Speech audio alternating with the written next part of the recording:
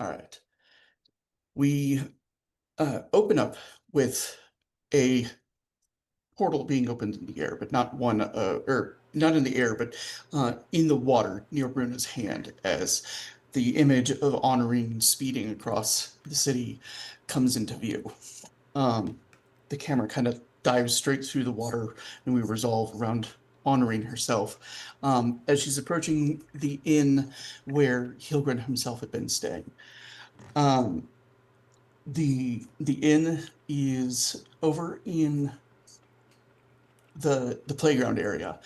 And pretty much the entire inn has been claimed by the ghosts, which are Hilgren's personal guard.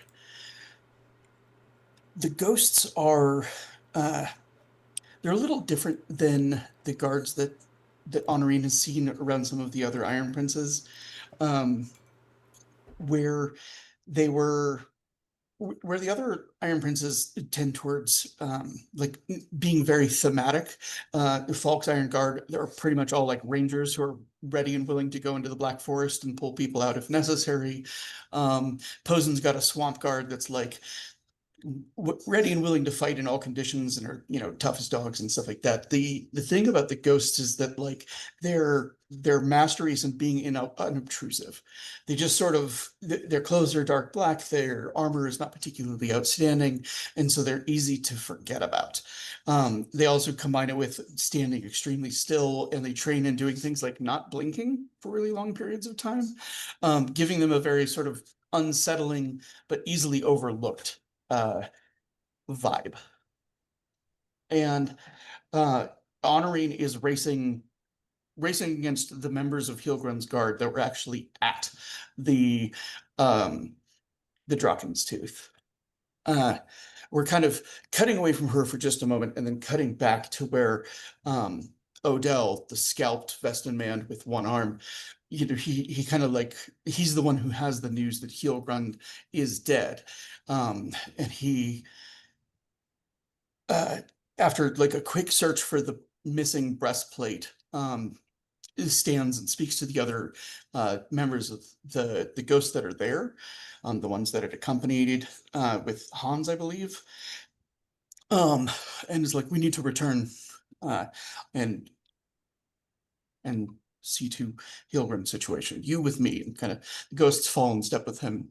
He's heading after Honorine, although he's not aware of it. He's the one that'll bear the news that, Hilgrind is actually gone. So that puts a clock on this with Honorary. So, um, what is the tavern that they're staying at is actually he is staying at the Stone House, the place that has been visited a few times that tells the Scott and Man stories at night, although he has the place rented out for himself. Uh, so what is Honorine doing? There's the guards at the front. Is she just trying to sneak by in all of her skirts? Or is she have a story to con her way in? She is not trying to sneak by in all of her skirts. Um, but she was previously trying to be unobtrusive as she was walking through, making her way through the city. So she's dressed in perhaps more unobtrusive like clothing. She's basically trying to kind of um, work her way in as one of the many, like, I don't know, messengers, or the number of people that make a noble visit like that run. um I don't know, a high ranking servant, or probably not a servant, probably more like a messenger, like I brought the mail, maybe. Okay. So what I'm going to have you do is I'm going to have you do a quick wits and commoner roll to just disguise yourself as best you can to like make sure your hair and your clothes are appropriate and Okay. And please, if you could give me the Freeburg map, move us over to that on roll absolutely. 20.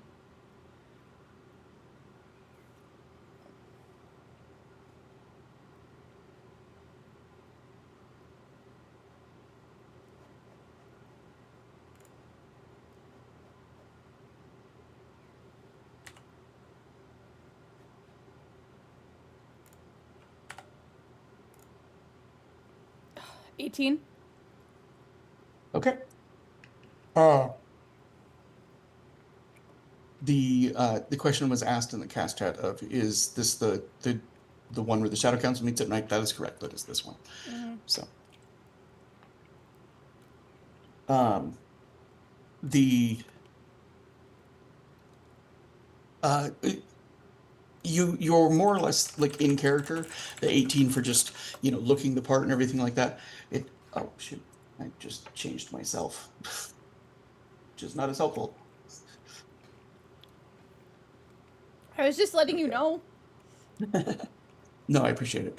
Um, and once it it doesn't help that there's a lingering smell from like the sewers and everything like that that like helps sell the whole commoner thing. There's a single a ghost at the door. Um, but the innkeeper is sort of like very grumpily, like, I still have customers. You have to let them in. Um, and You you can't have the whole know thing. Yeah, like they've rented out rooms, but like, they still have regular like business hours during the day and people coming in and drinking and, storytelling at night and that kind of stuff. The ghost sort of like begrudgingly steps out of the way. Um, Iser is like, keep to the common areas. And the innkeeper is like, help yourself. Can I get you something to eat? Um, and she's like, no, I just came. And along the way, like, she already knew she was going to be trying to sneak into this room. And she's coming from a place that, like, I'm assuming that, like, they haven't had a whole lot of time to, like, really straighten up and spit shine the Draken's tooth. And there's probably horses there too, right? Are there? Yeah, there. I think there are a few. They're of limited use in getting around the city, but Well, so I think she grabbed like a sheaf of random accounting papers, like something that looked dull, and hauled herself onto a horse so that she could get over to the na- name of the tavern.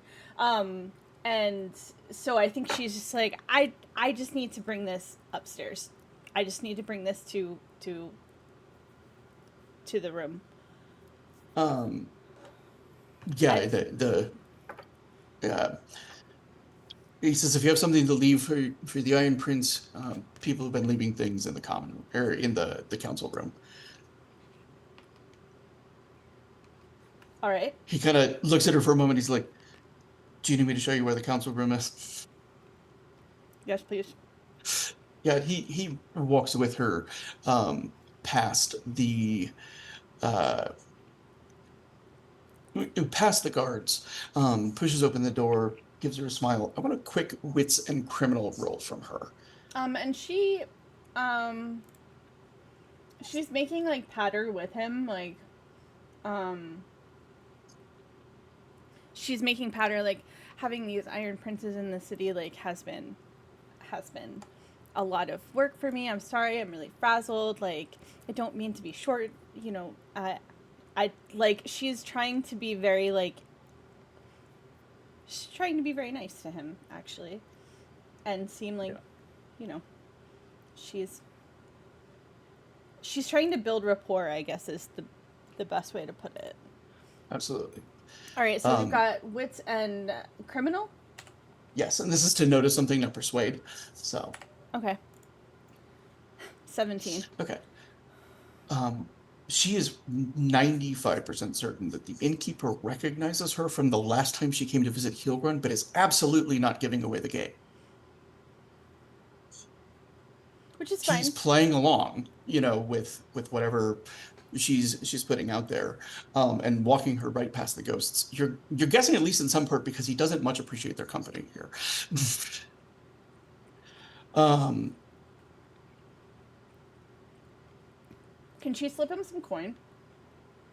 sure. Do you want me to roll for that? No. Okay. No, that's kind of it's one of those things where if they see her slipping him some coin, they're not going to assume anything weird about it, so there's kind of no stakes. Yeah. Does that make sense? Okay. Um, and she's let into the council room where there are no ghosts on guard at the moment.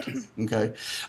She doesn't know it, but she has three rounds of searching that she can make rolls for to find things. Hilgren has a lot of shit here. She obviously can't take all of it with her. So, um, before Odell arrives, and that's gonna change things up a bit. Well, so she immediately the council room is where he received her before, right? Hmm. So she immediately is going to the spot where she saw the books before. Okay, there are books all over. She saw those books before, but she can see that there's a number of like different treatises in here, as well as all sorts of like small lockboxes and things that he's traveling with that like um they have the looks of things that you would use to like safeguard small treasures or oddities. Does that make sense? Like these aren't coin chests. These are knickknacks he couldn't leave behind. Yeah. So is not she's not interested in, so she wants to gather information that she knows he has. Like she's not interested in valuables and she's not interested in getting everything. Um but she's interested in grabbing like the books that she saw. Um she's not even as interested in grabbing the blackwood that she saw. She's literally just she wants to, so like anything that she thinks that she can carry off before, like, so she's not staying very long. She just wants to grab So books and go. here's what I want you to roll. Is I want you to roll your wits, keen senses, and scholar, because the things that she's looking for are things that are of particular interest to his studies, and so recognizing them as such. Oh, hang on, that was a very bad pistachio. Oh, I'm very sorry.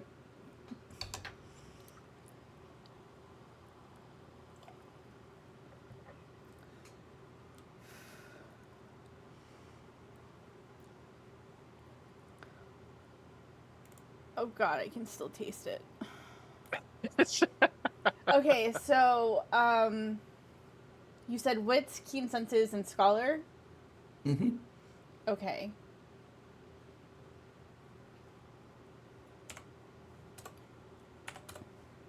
39. So a few things. One is that there are more texts in the occult in here than she can carry in her arms. And I mean large texts, I don't. many of which, some of them are like more general. Does that make sense? There are texts on the Sidhe. There are texts on the Black Forest itself. There are texts on different monsters that inhabit Eisen in general. There are a lot of texts on the Cernith, and a number of texts on uh, like she even sees one that's like the science of blood, a study of magic that is written by Alvinaro Arciniega. Does she know who that is? Um, I imagine so. He has a pretty high reputation. The Invisible College is what was formed in the wake of like the Inquisition becoming a thing. Alvinaro Arciniega is the acting head of it right now. In the sense that a disassociative scientific body has a leader. Okay. So she'll grab that, and she's not looking for anything on the Fae or whatever. Like now that she knows that those exist, like that's a cool story. But like right now, she's gonna grab the treatise on blood and like 2 Shadow Man books. Um, the other thing is that the Blackwood piece that he does have in here, when she lifts it up and looks at the bottom of it, there is something that looks like ritual carved into the bottom of it. Okay, so she's taking the piece. Um, the other thing that she finds in this particular search, one of the books that he's taken the most efforts to hide, um, actually, sorry, I need to look up the name on this again. Um,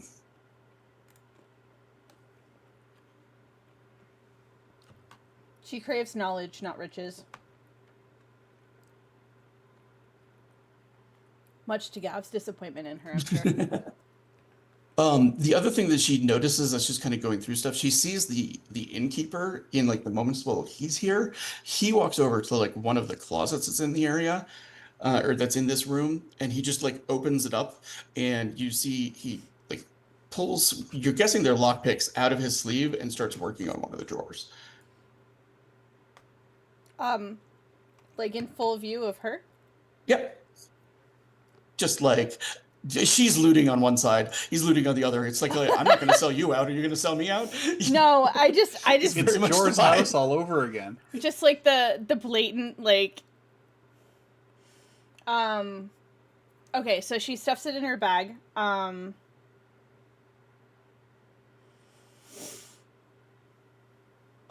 Yeah, so the one book that he has taken some efforts to hide, it's actually like the false bottom of the desk that he was seated at. Uh, Gimme. is called the agiotage, and I will put a spelling. Gesundheit.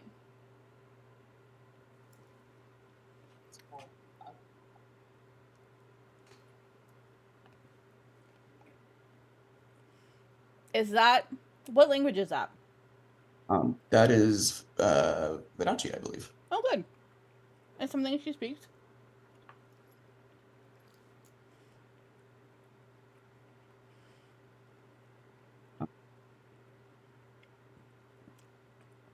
Okay, so once she has the blood book, she has the agiotage,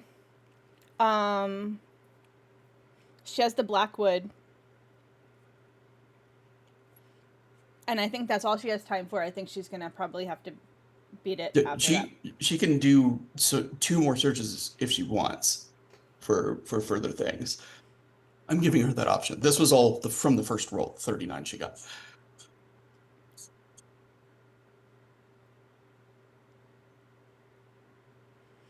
Um,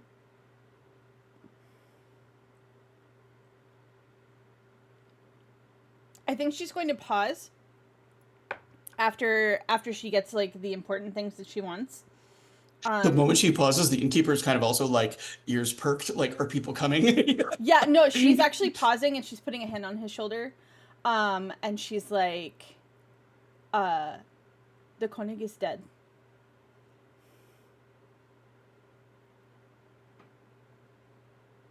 There will be someone here shortly to tell you. So she's giving him just what? He kind of nods, and like the lockpick that he'd been working at, he just sort of like smashes with his elbow, and it like pops open, and he takes out like a small um little chest that's within inside it. Um, and this chest inside of it is not locked. He pops it open, and you see like the thing is filled with gemstones.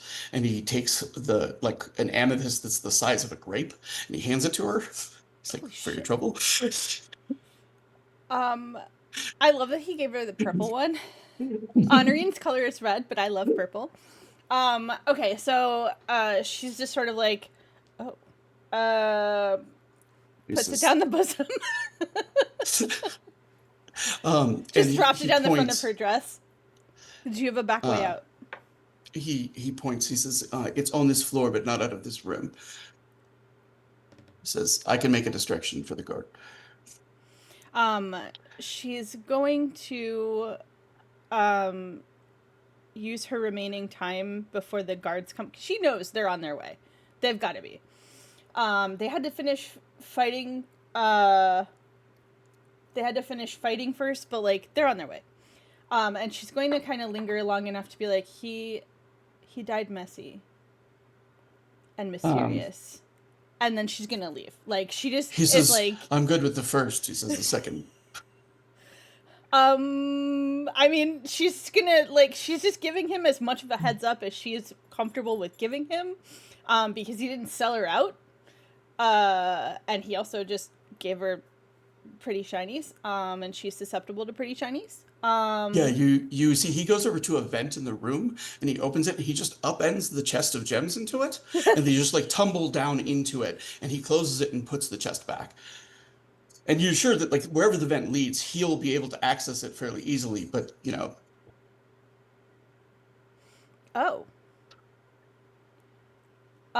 She's going to fish the amethyst back out and be like, "You can keep this if I can come pick some stuff up from you later."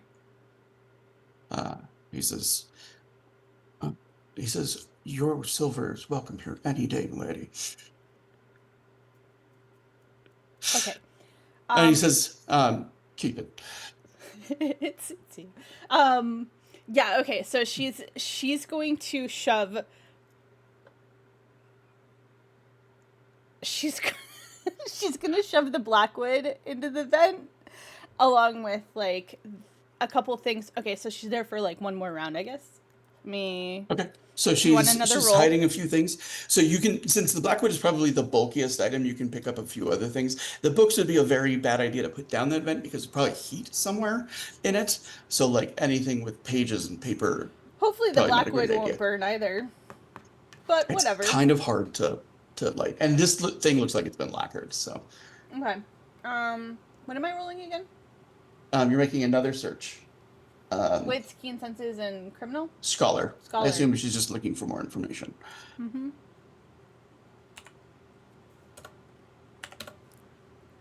31. Okay. So, you find a journal that looks like it is a detailed collection of things that various spies have reported to him. It includes things like the agent that he has inside of the Relaskier, another that he has inside of the Invisible College. Oh, that's going Um, with Mama. do you want to take one more roll or do you want to like make your exit? She's gonna scoot out, thank the man, and off she goes. Um, the uh,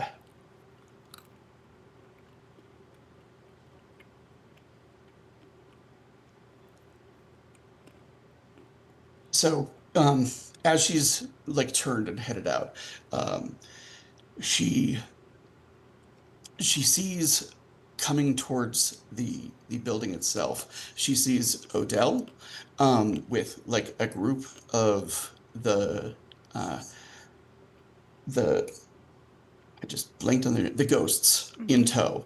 Um, and she also sees coming from the other direction is a Heelgrund, a walking, talking Heelgrund who's still wearing like a leather selkie coat over his shoulders. And Heelgrund, sees Odell and just turns and walks the other direction and you can like see the face kind of like shimmering and shifting as they walk.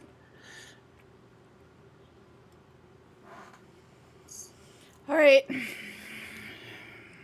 let's go after Heelgrind. Uh, okay, so this is going to be a shadowing roll, which is criminal and wits. And it's going to be opposed by their wits, just so you know. I am not surprised.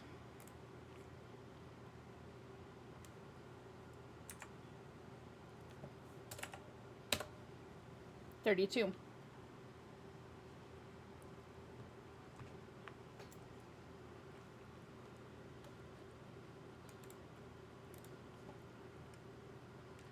I'm gonna buy up my wits more. That has been like one of the single best investments that I've made. Honorine is a ferret. She's also trying to follow this person with like an amethyst down her blouse now. Jesus Christ. Come on, Siosa. Yeah. Um, They have 7 wits. They have a wits of 6, but they have 5 in criminal. And so when you go over a 10, your extra uncut dice become kept dice. I hate you so much right now. She completely loses that. Like it's just like a single corner turn, and she already can't see the cloak. She can't see the clothing that they were wearing, and she's figured enough by this point to like I can't look at their face. I have to look at the things that they were wearing, Yeah. but she can't see them amongst the crowd.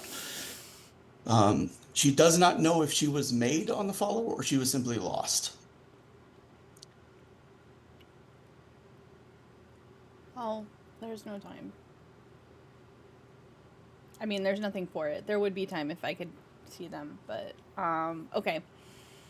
So she's gonna try to sneak back around to her horse then, Okay.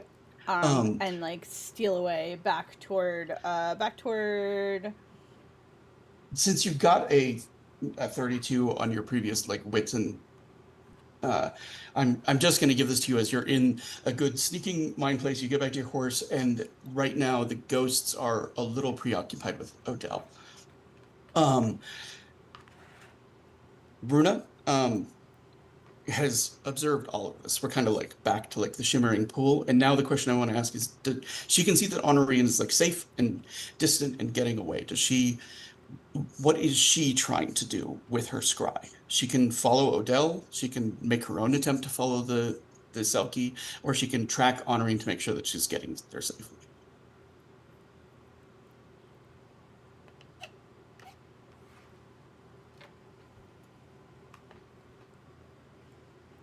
She can look in on the Selkie bitch at any time. Right now, she's Theoretically, just yeah, she's. I don't think she's ever tried to before. theoretically. Um,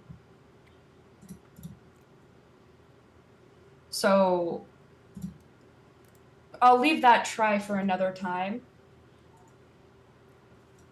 and just track and make sure Honorine gets where she's going safely. Honoриne's going back to the bear house. To drop her loot Not to the off. Drakensooth.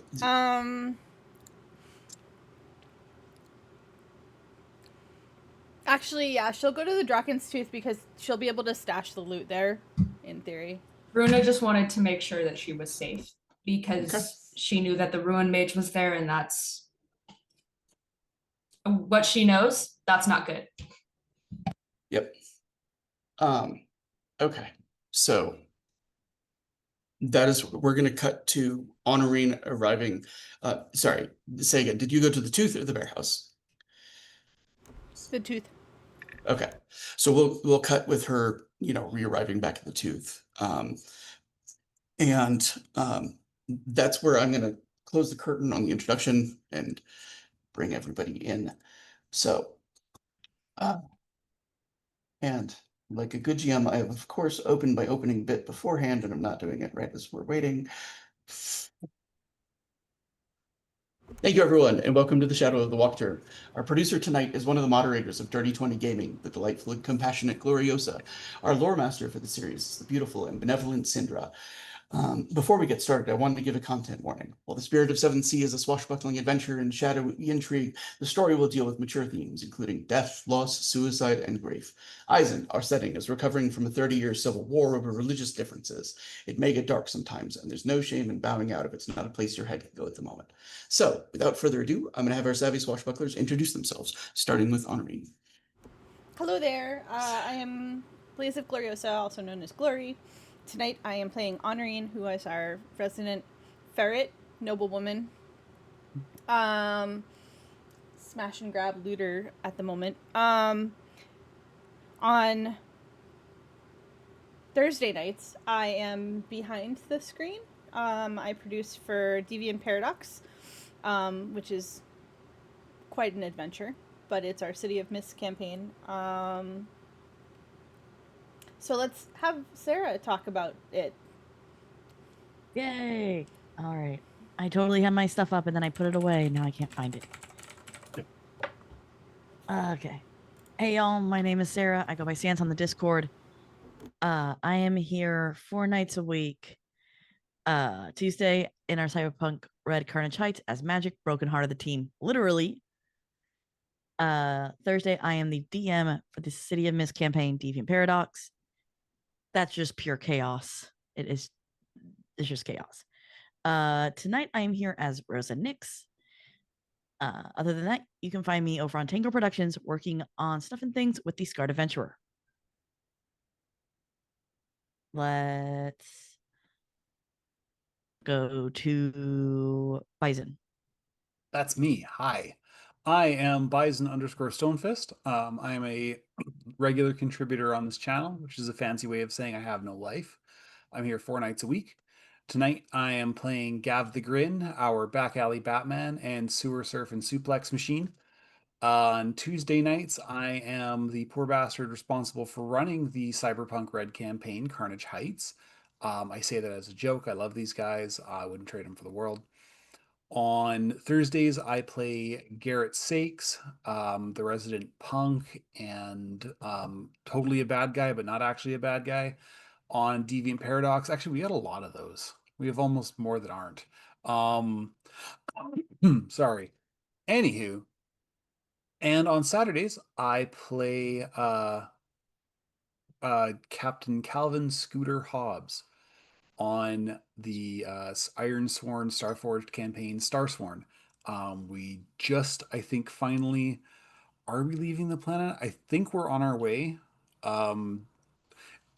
It's a fun game. Not a lot happens per session because there's a lot going on, but it's definitely a riot. Having a lot of fun playing it and being a part of it. Let's go to Runa next. Hi, I'm Ruth. I am here on Tuesdays as Exit, the brain cell of the team. Hopefully still. I'm also here on Thursdays as sometimes when you're in more than one game, you forget what character is on which day. I'm here on Thursdays as Nora. Hopefully that continues for at least a little while longer. And I am also here today as Runa, which is super fun, super cool. I'm gonna pass it to Hans. That's me. Hello, everybody. I'm Rory. I'm playing our wonderful Mr. Leg Day himself, the soldier boy. You! Hans Ulrich. I thought you forgot about it, and I was gonna be so sad. No, I try to do a slightly different bit each episode, so I Throw us off our rhythm. I know jumped so I the can be gun, so I locked cut him in. off a little. Yeah, currently only here on the wonderful Sunday evening taking place currently. But things are happening. Aside from being here on the Dirty 20 Gaming channel, you can find some music I've made in the past and hopefully some music I'm making currently on SoundCloud. And you can also eventually, it's still in progress, I know, fucking sue me, whatever. Eventually you can find me here on Twitch as well, streaming kind of a goofy, improvised, No one's gonna disc sue jockey you. experience. No one's gonna sue you because then they have me to deal with. That's a fair point. That aside, oh god, I was not locked in enough. Who hasn't gone? Len. I think it's just okay. All the right. birthday boy! Yeah, pass it to birthday boy. Thank you, everybody. Wait, before he says anything. All right, on 3. 1, 2, 3. Happy birthday to you. Happy birthday. birthday. That was What's awful. You're not happening? allowed. So out of sync. Completely fell Although apart. it was so utterly appropriate for Bat Kyle. I was gonna say that, that's like, perfectly like on no brand. harmony, total chaos. It was exactly right. Both awkward and Perfect. endearing. And yeah, so I am the birthday boy, the Bat Kyle. You found me. Haha. You can I find didn't do it specifically because it was your birthday. that. No, that we'll go with that. Yeah. So you can find me here today, currently the only day, though I might have something else in the works. You'll just have to wait and see. But for now, you'll find me playing Len, the ass of Asura Costin. And yes, he is fiercely, defensive of that title. You can otherwise find me pretty much right now just on the Discord, where I post unhinged food memes, unhinged memes in general, and you can also find me in a lot of the chats for the different games, doing my best to break anybody who's unwise enough to actually look at Twitch chat when I'm involved, especially Sarah, but not just Sarah, but especially Sarah. Other than that, well, let's get it over to our storyteller, and thank you for all the birthday wishes. Thank you for being here. You're always a joy to play with, even at your most trollish self. So, all right. In the ancient days of Numa, the great storyteller and philosopher, Sarah the Wiser once noted that an adventure can only begin in one of three ways: by death, by slur, or by letter. To begin without one of these incitements is folly, tobacco best described as an indiscretion, a dalliance, an escapade. But fear not, we begin tonight, properly girded with a death, the most inescapable of the three, and thus the most powerful. That death is still filling the room that Honorine had left it in. And the last person to kind of like come in and look is Eric Seeger, who's like the only person who does not sort of instinctively gag or take steps back.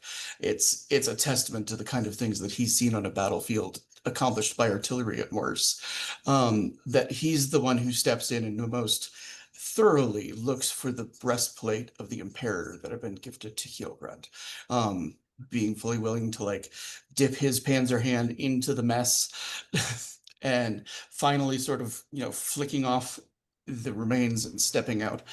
And when does Honorine come back in? Because is that when she comes back in? It's going to be a little bit after that. Because I was just picturing her coming back in and be like, huh? Nope. Back out. And he looks very thoughtful about like what he sees within, but he firmly closes the door. And he looks to Falk. He says, a lot of trouble was gone to get us here, and now we're here. Let's get this thing started.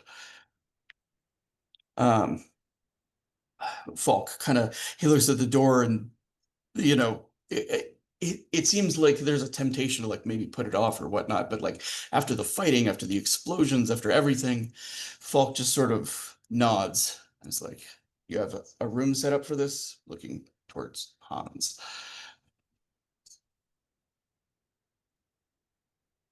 Oh. Let's see here. I'm trying to remember how much. I'm trying to remember how big the place is. It's one of the largest buildings in Finer Hearth. So like there's 2 floors that are above like the basement level where everything happened. They can easily be put up on like the very top floor, and their own guards being the one that control approach and everything like that. Yeah. Well, yeah, I'll direct them to have there's a larger meeting hall set up on the uppermost floor. Feel free to station your various guards around, control access to that level. I will be standing guard at the main entrance, of course. He says, I'm gonna give you a letter stamped with my sigil. You can send it to the place that I'm staying at, and all of my guards can come in and act as additional support for yours. The secret is out about where we are. So now we'll just go with numbers. Indeed. Need as many bodies as possible. That is much appreciated. I'll get that sent on its way. Hans, do you want me to procure some fresh libations and such, given that we don't know what may have been done to anything here while they were downstairs? That would be a wise decision, I feel like. Seems like many people could use a drink as well. So that is a good call. Tori kind of like, I can take stock of what you have and see if anything's poisoned. It would also be greatly appreciated if you could look into that. Typical. Just we need. And so now my question is, Gav, is Upman and Margot, I think they were kind of left in his custody. Are they being kept on site, or is he moving them away? Um, And if so, where to?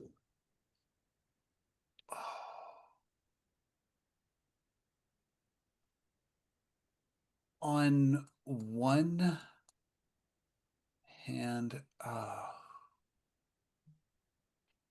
yeah, if we're being completely honest, Gav wants to keep Margot as far away from Posen as possible. And the Trogot's place is right there. It's like a block or two. If The I what's remember place? correctly, the rat catchers. Oh yeah, the rat catcher's there. The jail is right over here. And there is the entire fortress where the city guard have their own like places that they can keep people. That's up here in the Steinhalt, which is probably the most secure place from like a manpower perspective. Gav's thinking secrecy. Okay. So yeah. And he knows he can trust Felix and the Trogots explicitly. Like, so he takes them. He actually puts them in a cart, like a foot cart, and takes that with him, so that they look more like cargo as opposed to people. Because walking, even like given all that's happened, walking through the streets with two bodies on your shoulder is a little conspicuous. So he takes just a wheelbarrow kind of thing, but it goes behind you, sort of a little bit bigger. But yeah, he does that and brings them to the Trogots. And Yeah, Upman has not yet awoken, by the way. yeah, he didn't think he was going to. So and he made sure Margot's going to be sleeping for a bit. yeah, she's pretty tough. She's come back too, but she doesn't seem to be fighting the circumstances that she's in. Be glad that it was me that found you, or that me that took you into custody. Posen wanted to kill you. Margot says, I'm not surprised.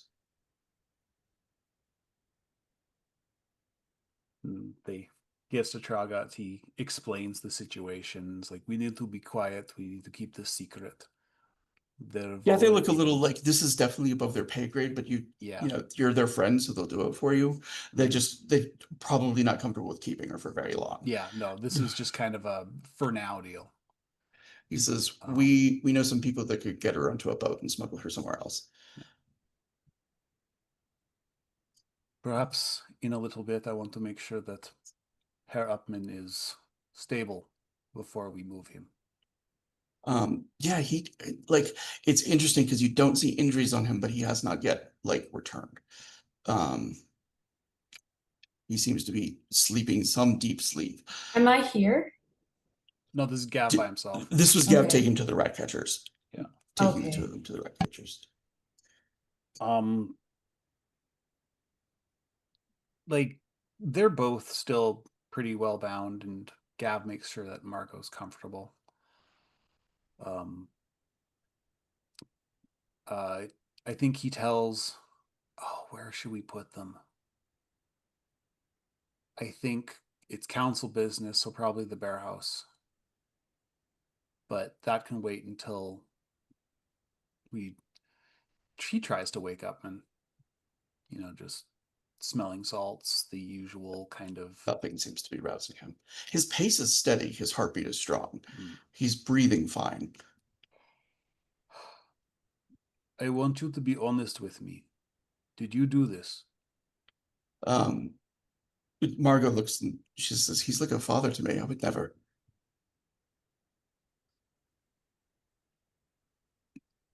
What happened?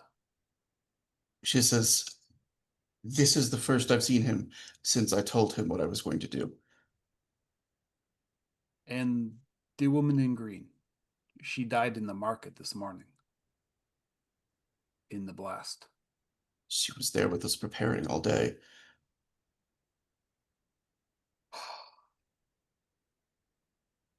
There are forces at play that are much bigger and scarier than anything we can imagine. Worse than the war, worse than the Inquisition, and I am afraid you were caught up in the middle of it without your knowledge. I had begun to get that sense. After the explosion in the market and us being blamed for it, the distraction with my symbol.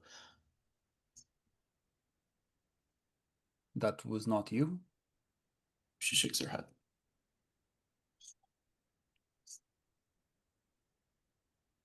She says, "I put that symbol in things so that I would know dangerous barrels and treat them as such." We assumed the same. And I would never do what happened in the market. I remember your shows, I believe you. But not everyone does. And many of them see you and Herr Upman as the same as the bitch in green. I'm going to swing for this or be beheaded. I know that. I understand it. If I can help it, I would make you stay in the cell the rest of your life. I do not think that you did this because. And he pauses. I am not educated, man. I do not know the words. You did this because you believed in it, but you were played. She nods. She says, "All I'm asking is to be allowed to write a letter and have it delivered." To whom? To the one who organizes a great many things. I know where a letter can be addressed. I don't know who he is, but I wish to give an honest accounting of what we did so that he knows what was not us. I will let you read it beforehand. I'm not sending a secret message. Well, not a code, at least.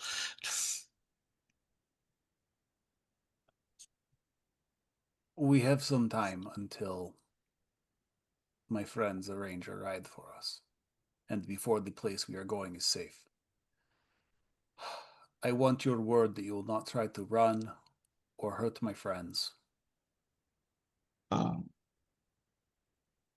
She says, "Your friends have taken in children and protected them." I am one of them.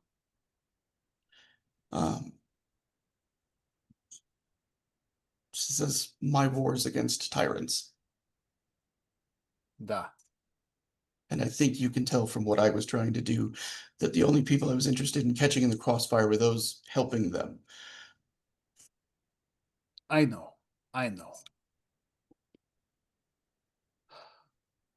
I am going to loosen your bonds now, but I will keep you tied to this post.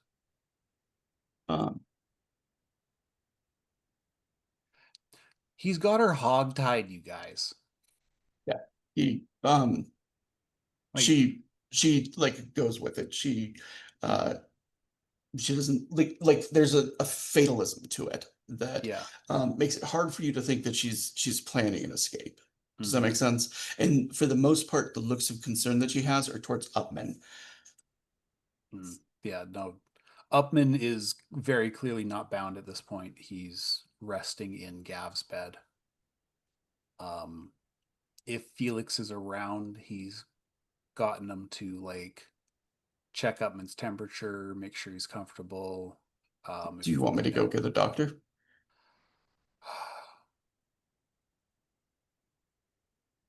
I think we should wait. I have a friend who is a friend of a friend who is very knowledgeable about things that affect the mind and the body in ways that they're not natural. All right.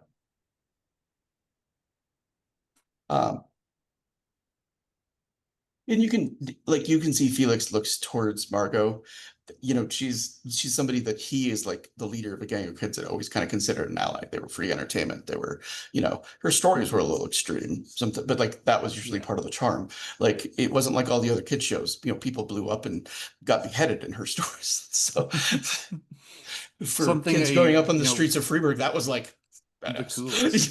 coolest. So Yeah. um, And Gav is making it absolutely aware that he's treating her with the utmost respect. says, "Can I get her some food?" Da. And some water as well. She has had a rough night. He says, "I'll put some boys out on the street and make sure if any of the people who've been doing favors for her come within a block, you all know." Yeah.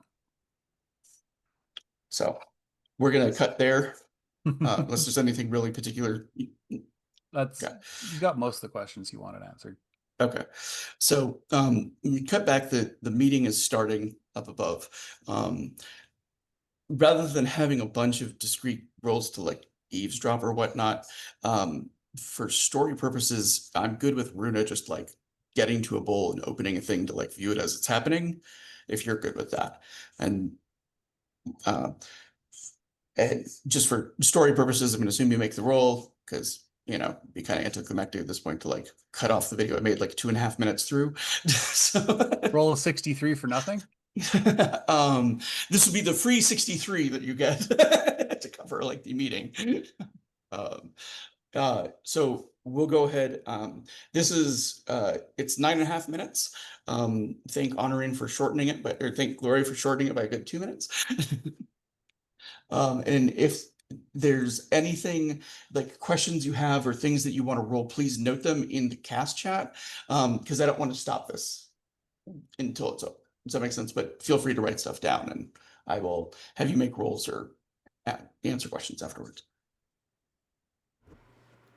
The only thing that I cut out was like the pauses, and like there's still content in there. I didn't cut out any content. She sharpened it though, so credit where credit is due. Everybody Anyway. ready? You're gonna wanna. It's probably not gonna play through like Zoom or anything, so you're gonna want to listen on the stream itself. Here goes nothing. Thank you for telling us. At the doorway, Falk is welcoming Griselda within. She clutches a sword sheath, one decorated with small bits of Dracheneisen and made from the tanned hide of a Draken. No, of course, you're welcome here. If Von Wish trusted you with that, he trusted you to speak in his name. I don't know about speaking in his name. I just hope to listen. The sheath was a gift from the Imperator. Posen got a sword, Hilgren got his best plate, Seeger got his Panzerhand, I got a hat. The helm of the Imperator. The helm of the Imperator.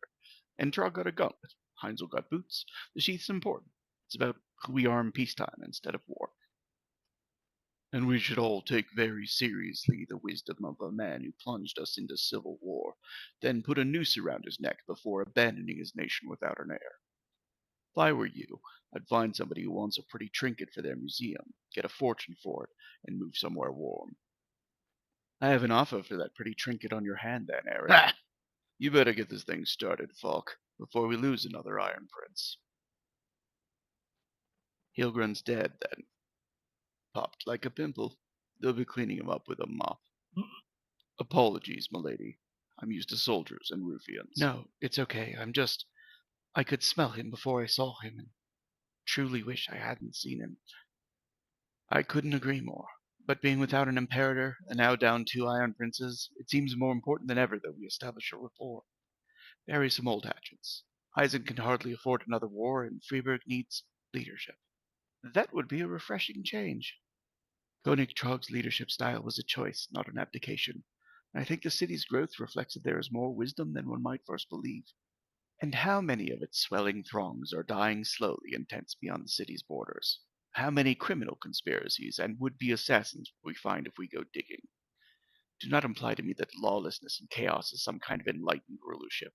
Trog was a failure, broken by the burden of command, and Freeburg is just the shit pile which comes from a decade of ignoring responsibilities.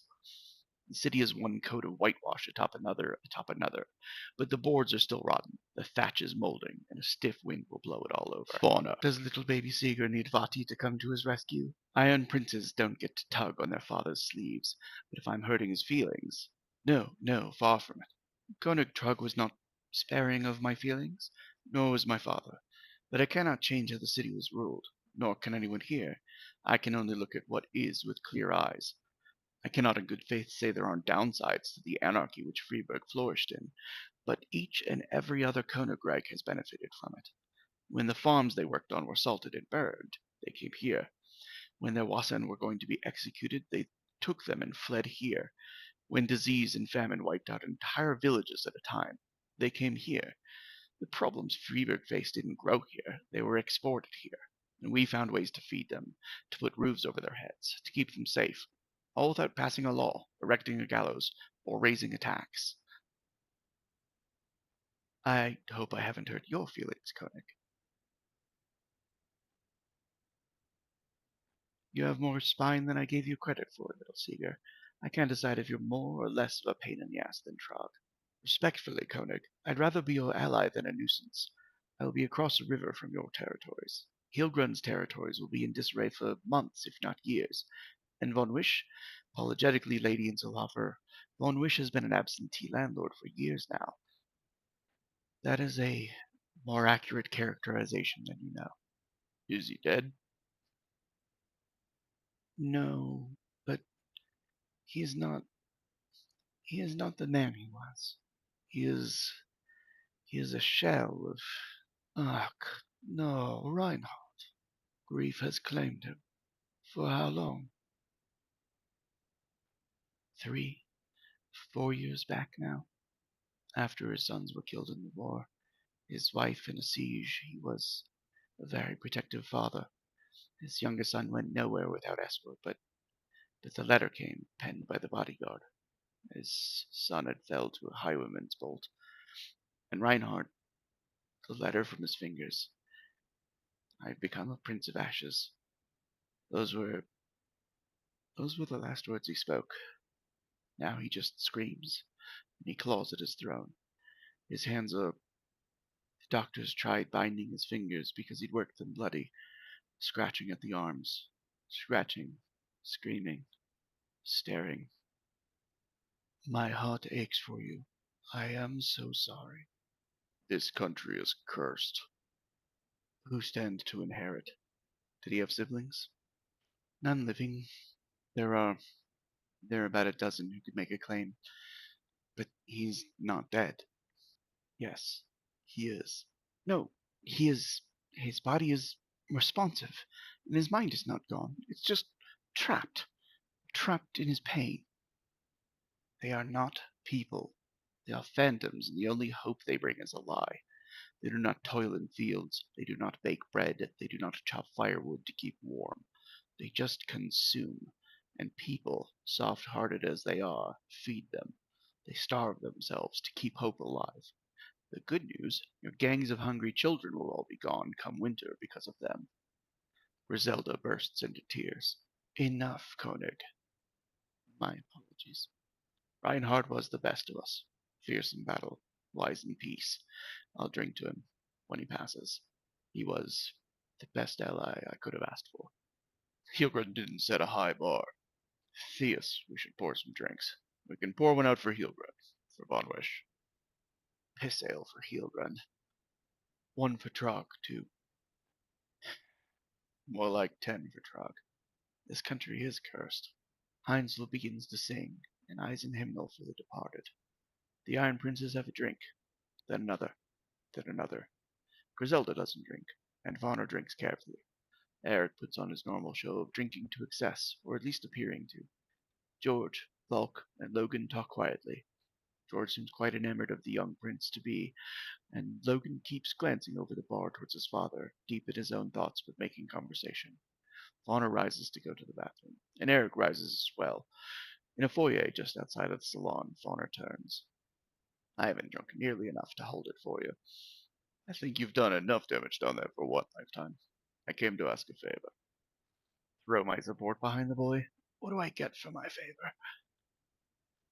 Not what I was going to ask. I'm listening. Don't look at him as Logan Seeger. Look at him as if he was Logan Trogg. The man had a lot more to do with the man he became than I ever did.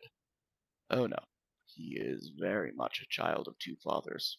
He has your spine, your recklessness. He has Trogg's idealism before it was shattered.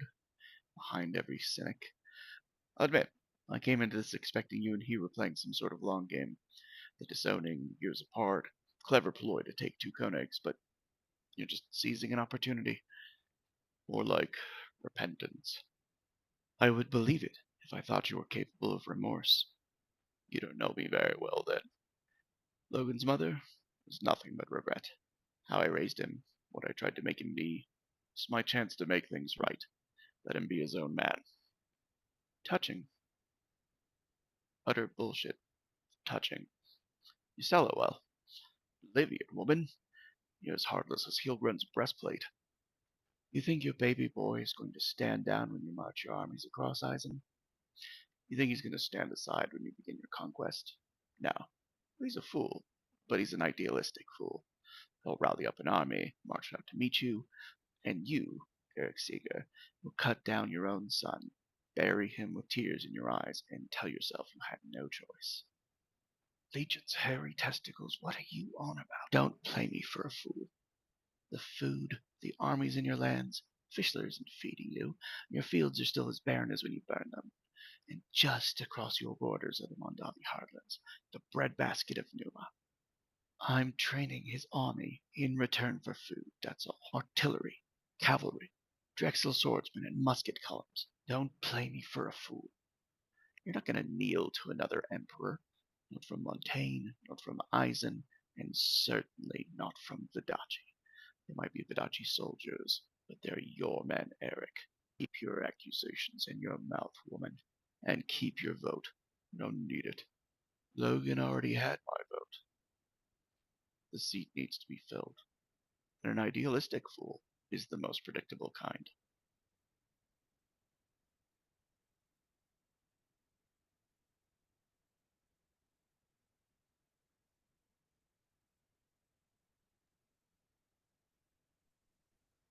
Thank you.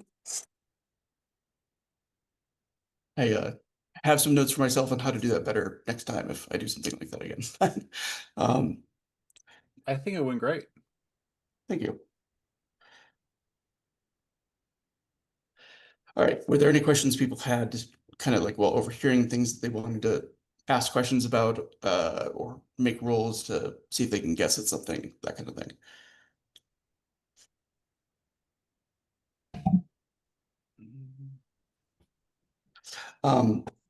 Runa's image of the thing, you know, the water starts to ripple and it kind of like fades away as he right as Posen is coming back and like, I'll put my chop on something to support you, Logan. Freeway does need a ruler, and I'm not ready for the position myself. Which Freeber, you know, Logan, he looks surprised and grateful. Those who've spent some time with him can tell, you know, he's kind-hearted, but like he's not the best at like looking out for duplicity and, you know, subtext and alternate reasons as to like why somebody might be doing something yet. He is a noble that grew up or that was raised amongst scholars, you know, and so he's thinking in terms of academics, not politics. But that said, it's looking like Logan is going to have the unanimous backing of the other Iron Princes for taking Trogg's throne, which is unprecedented in and of itself. However, the football has kind of been moved because now Heelgrund has, you know, the same problem. And that's right on Freeburg's borders, but it's a different problem.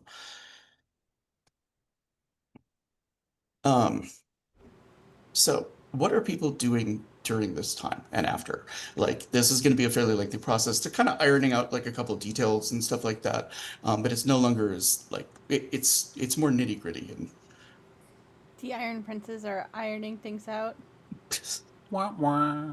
But Okay.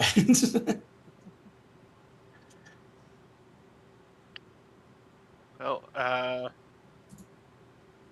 Len, once he's procured extra food and drink, is honestly just kind of try to relax with whoever of the council is hanging around. He'll make sure that the guards have, untainted food and drink as they rotate through whoever's guards they may be. That otherwise, there is a lot happened in a very short time. And while he wants to talk to Upman and maybe some other people eventually, right now he's really just in let's try and get everybody to sit down together and unwind a little bit, because once again we ended up in the shit. It's been a little bit since Runa's checked in on her mom. And there's like now a lull where she feels like she can. Absolutely. Go ahead and make the roll. Go ahead. Oh, I was just gonna say, did Drakenya manage to turn back into Kathrinia yet, or do we still have a dragon in the basement? There is. I'm actually gonna like have Len has to go down at like one point. You know what I'm saying? To kind of like, because she's still standing in like the clean water. You know, she's getting all the muck of like the tentacle thing off of her claws and out of her mouth first, and then as he's like, "You're still a dragon," I know. She's like, "Yeah." He'll probably roll down a couple barrels of ale just to give her something to wash her mouth out with, because he's not going to be able to brew up 8 cauldrons of mint tea very quickly. But he'll bring some stuff down, make sure he's got a nice dress and everything, and then talk her back into her human form. Yeah, she's very like, it's just like, I never really thought of it this way before, but draken are so pretty. Look at my scales. No, they are very pretty. Practically gleam. And I've got to say, I'm a little jealous. I have to like fight to turn into a bear, let alone.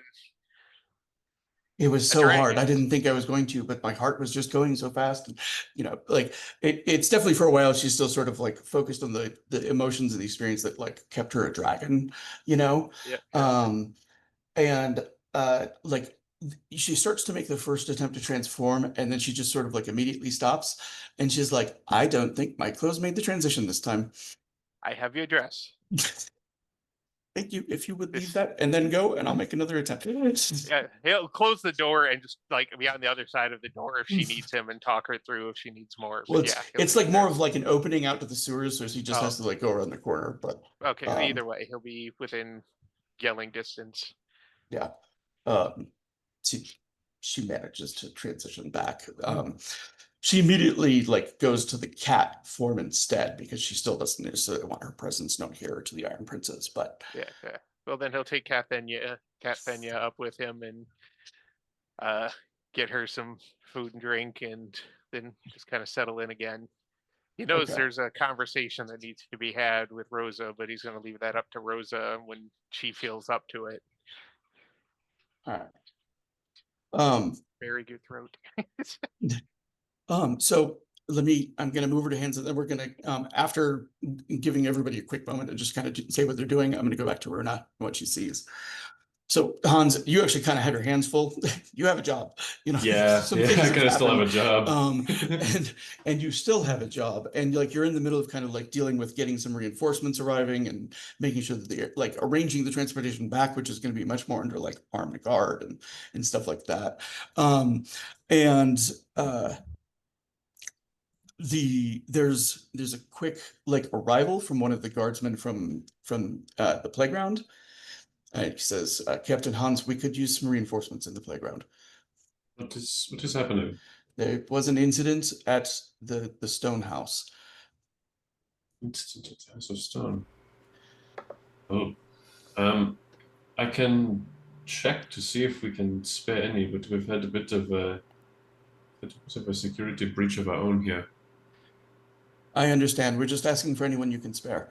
If we can spare anyone, I will send them over as quick as possible. And what's the nature? Is there armed individuals, just so I know what the. He says, what from to what send I them with. understand, that the innkeeper and one of the men in Tealgren's employ were attacked by the ghosts, and they have forced their way out of the city.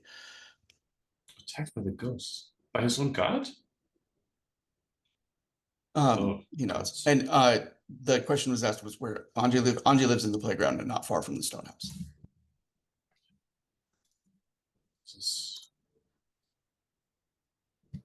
If if we can spare any guards, I'll send them over as quick as possible. That is quite concerning. All right. So Rosa, what is Rosa up to during this time?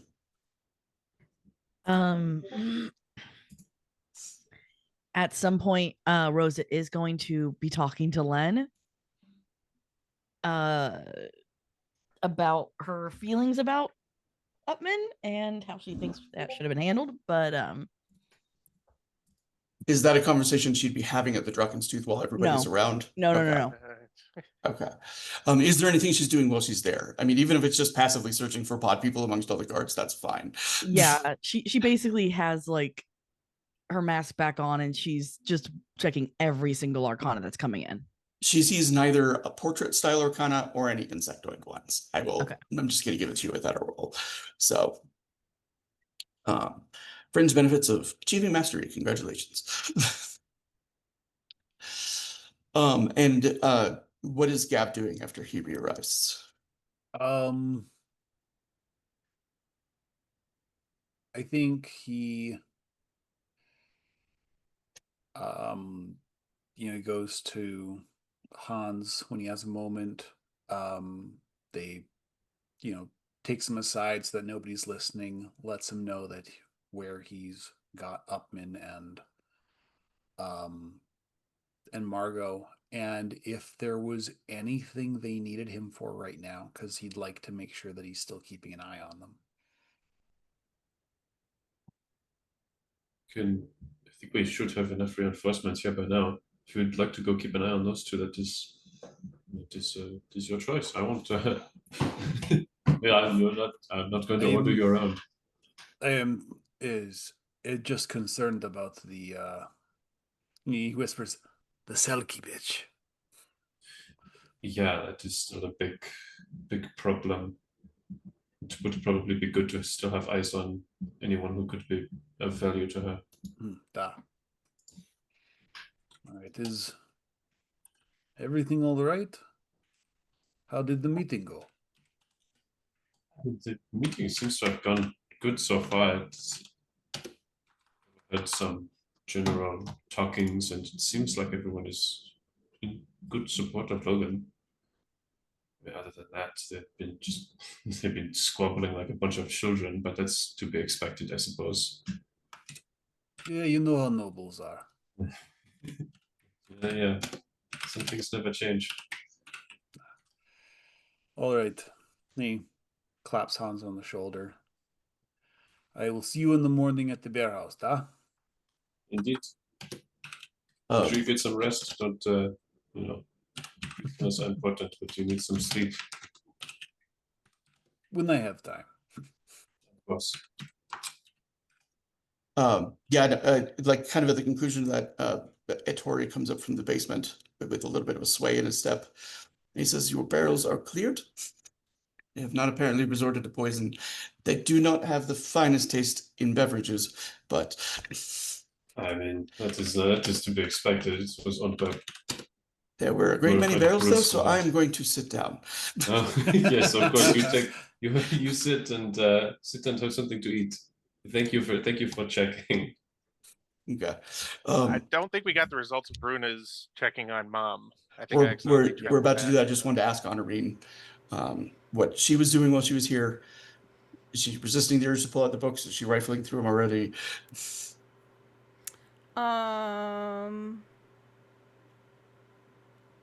She's resisting the urge to pull out the books. She has stashed them. And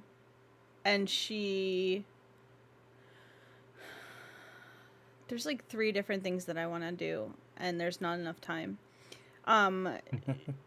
She's going to she's going to seek out Ettore with the sway in his step. And after he has decided that he's going to go sit down, she's going to be like, so, tell me more about Eric Seeger. He kind of You're like friends looks with up him. towards.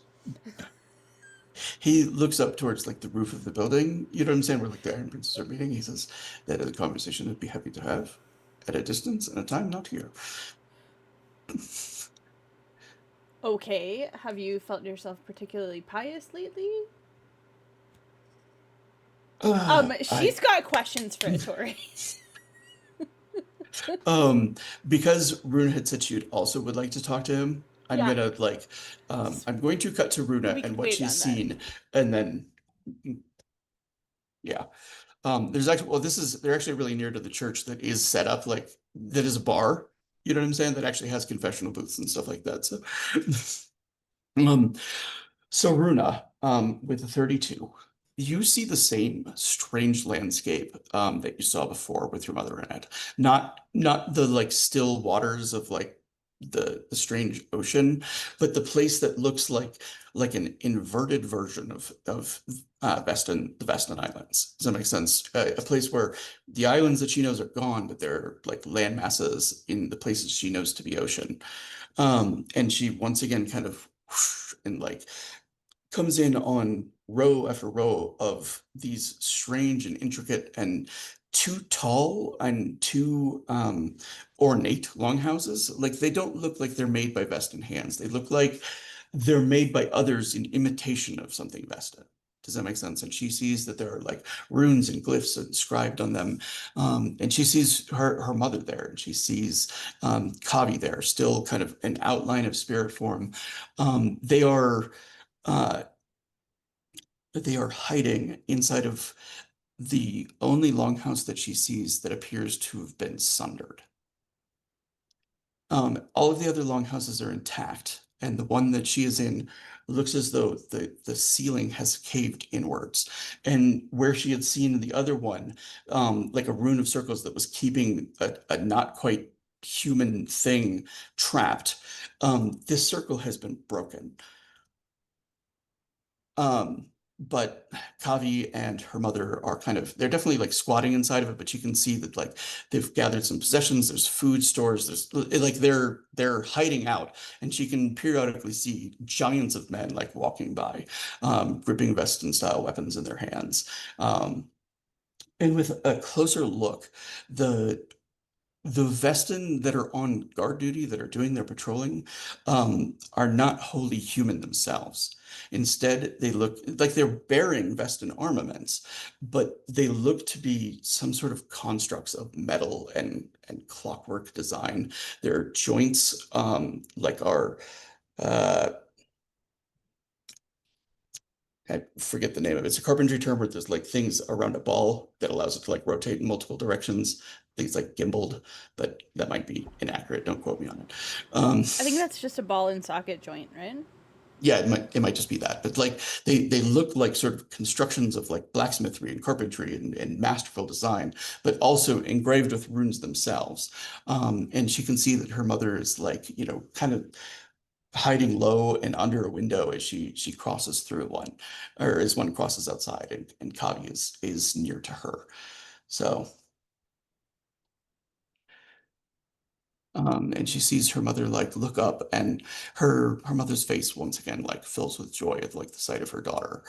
And there's less like kind of concern as there had been the last time she had seen Runa looking in, you know what I'm saying? But like she silently like makes the symbols with her hands in Veston for I love you. She does it back. Um,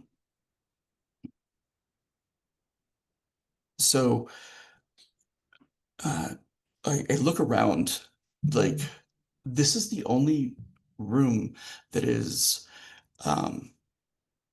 like shows any sign of wear or damage. And as she like looks towards the center of it where like the circle had been, it looks like this place is like decades or centuries unused. Does that make sense? Like as a prison, it broke long ago.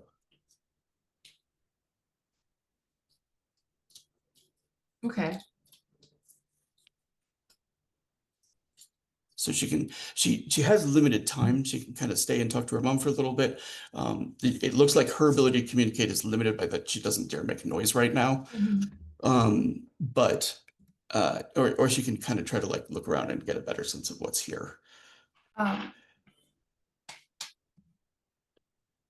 She looks at her mom and goes, Joran's dead. Also, you have a niece.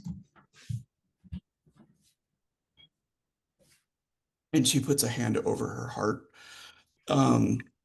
as a response. And there's a little like smile on her face about the fact that like Joran is dead.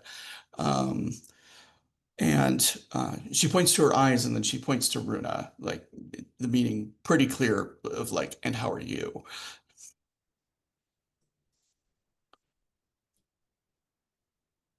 Busy. I've been busy. I'm in Freeburg.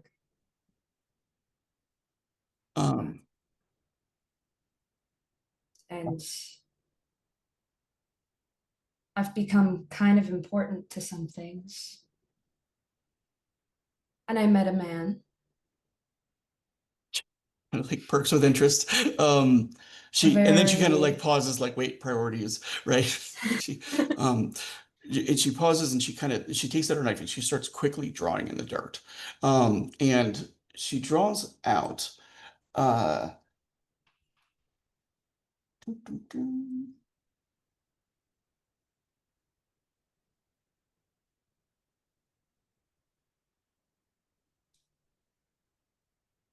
she draws out 24 longhouses.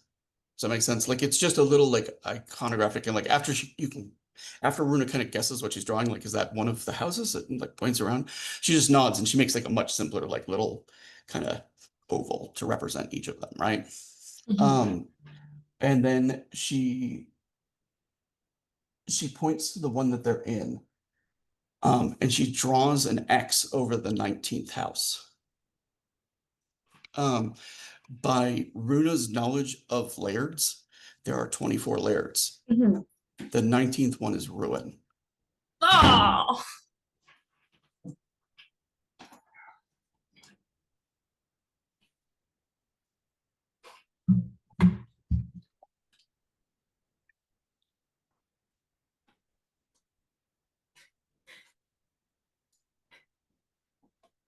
What's going on? I've seen the ruin mage.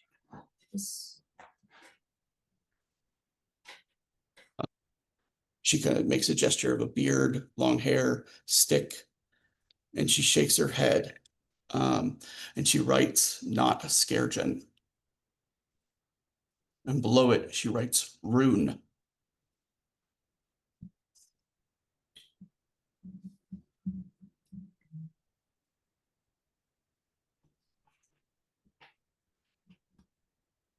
Okay, not Scaregen, Rune. That's the guy. Fuck me. That is ruin. That explains why he could look back at me when I was looking in on him and affect me. He was in my vision, and he's been around. She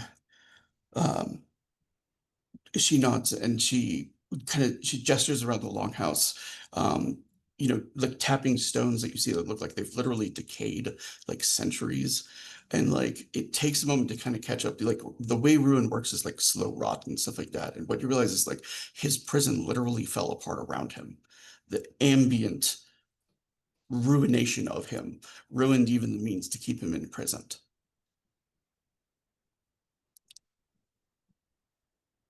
This isn't good. You look like, nope, with a very big shake of her head. And she like, she flips the dagger and she writes again. She says, "Be careful." I'll do my best. And she makes the, like, "I love you" sign again as, like, the vision starts to mist. She does it back. Is Honorine here? When Yeah, she she's comes out of with the Tori. vision, yeah. Yeah. Honorine is busy interrogating a Tori. She also has to talk to a Tori. Oh, fuck, that's Ruin. Great! Fucking great! What does Runa say as she's coming out of her vision? First of all, what does Runa look like when she's doing this peek in, by the way? I don't know that I have ever had described like what it looks like from the outside when Runa's doing her thing. Unless she is looking in on something, she just has her eyes closed and she can be seen reacting. I would assume. Yeah, I think even when she's kind of like making motions with her hands, like those translate, she, like, they kind of see her doing like "I heart you" and to the air. Okay. And when she's talking to her mom, I assume she's talking out loud, huh? I think so, yeah. Cool. So everyone heard But Runa's side. I think Runa probably has enough awareness with the things that have happened about sorcery lately that she was probably at least partially like in another room. Yeah, I assume she You know what I mean? she went in like a Given- closet or something. Given there's been a couple reactions to sorcery being practiced openly in public lately, You that's think? what, because I've made questions pointedly several times of like, "Are you just doing this in front of everybody?" And if yes, cool, but I'm not going to assume it to like in the midst of an intrigue-heavy campaign. Okay, so she has basically looked kind of, or she's been in another room. So does she come like bursting out of the room, or? There is a sense of urgency or alarm to her. Because initially she was gonna talk to a Tori first. Now she wants to talk to Honorine first. Well, Honorine, I mean, so if she's coming to her, so Honorine is standing over a mildly drunk Atori, like basically has her hand against the wall, like she's got a very like confrontational pose about her that's like, this man is going to tell me something. And Atori probably has been in this situation more than once. Interrogated by beautiful women? Yes, he has.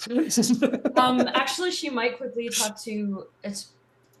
Here's how it's gonna go. She's gonna walk up to Honorine and go. So what I was gonna say is like, "Oh, Runa, I have something I need to ask you." Like, I have something I need to talk to you about too.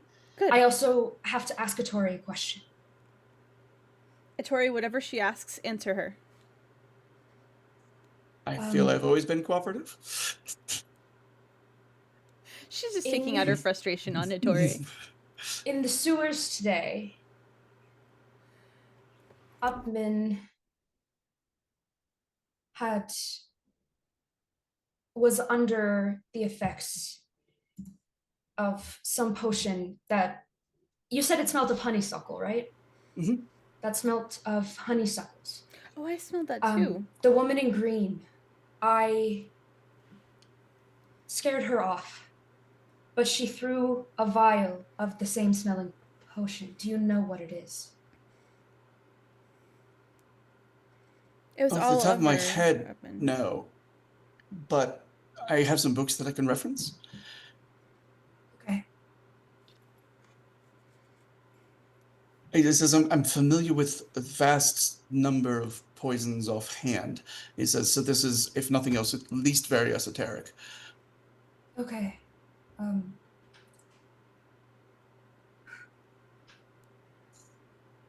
Well, I'm glad I didn't step through the cloud. He says, do we know something of its effects? Well, Upman. Did Gav convey that Upman has been out? Well, he was already out of it. Right, but sewers. When Gav came back to give Hans an update, did he convey at all that Upman has been out? I don't Was he out in the sewers? Yes. He was out the whole time. He was out. He was not conscious. Out cold. Yeah, like Out cold. He says, do we know this poison, you think it was distributed by air contact the same way that not with a blade or I have forced no in way somebody's of food? knowing. With me, she broke the vial. And that was likely her way of telling me not to follow. That does narrow things down.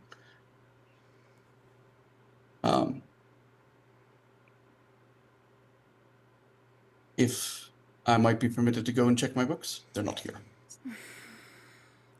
Fine. They are nearby. I'll be back within an hour. I've heard that before. He kind of smiles. He says, I would be happy to have an escort of 2 beautiful women to my home if you think that I might be accosted in my present state.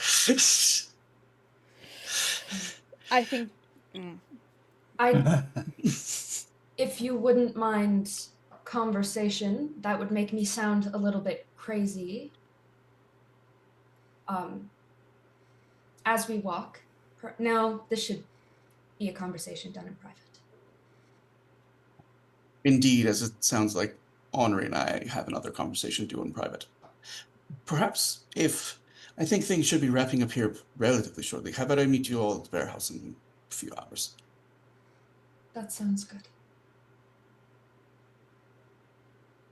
Because she's referenced the ruined mage to, I think, everyone in the group, if not everyone. Len and Gav. So, but everyone should know that he's not a ruined mage. So it's the fucking guy. So Honorin's letting Ettore up from his mild prison, and she's turning to Runa and she's like, I saw the man, and he said something. You did see the man. I saw the man. He said that's her sternum is rot. Centrum. No, I know what the actual words are. I'm looking at them.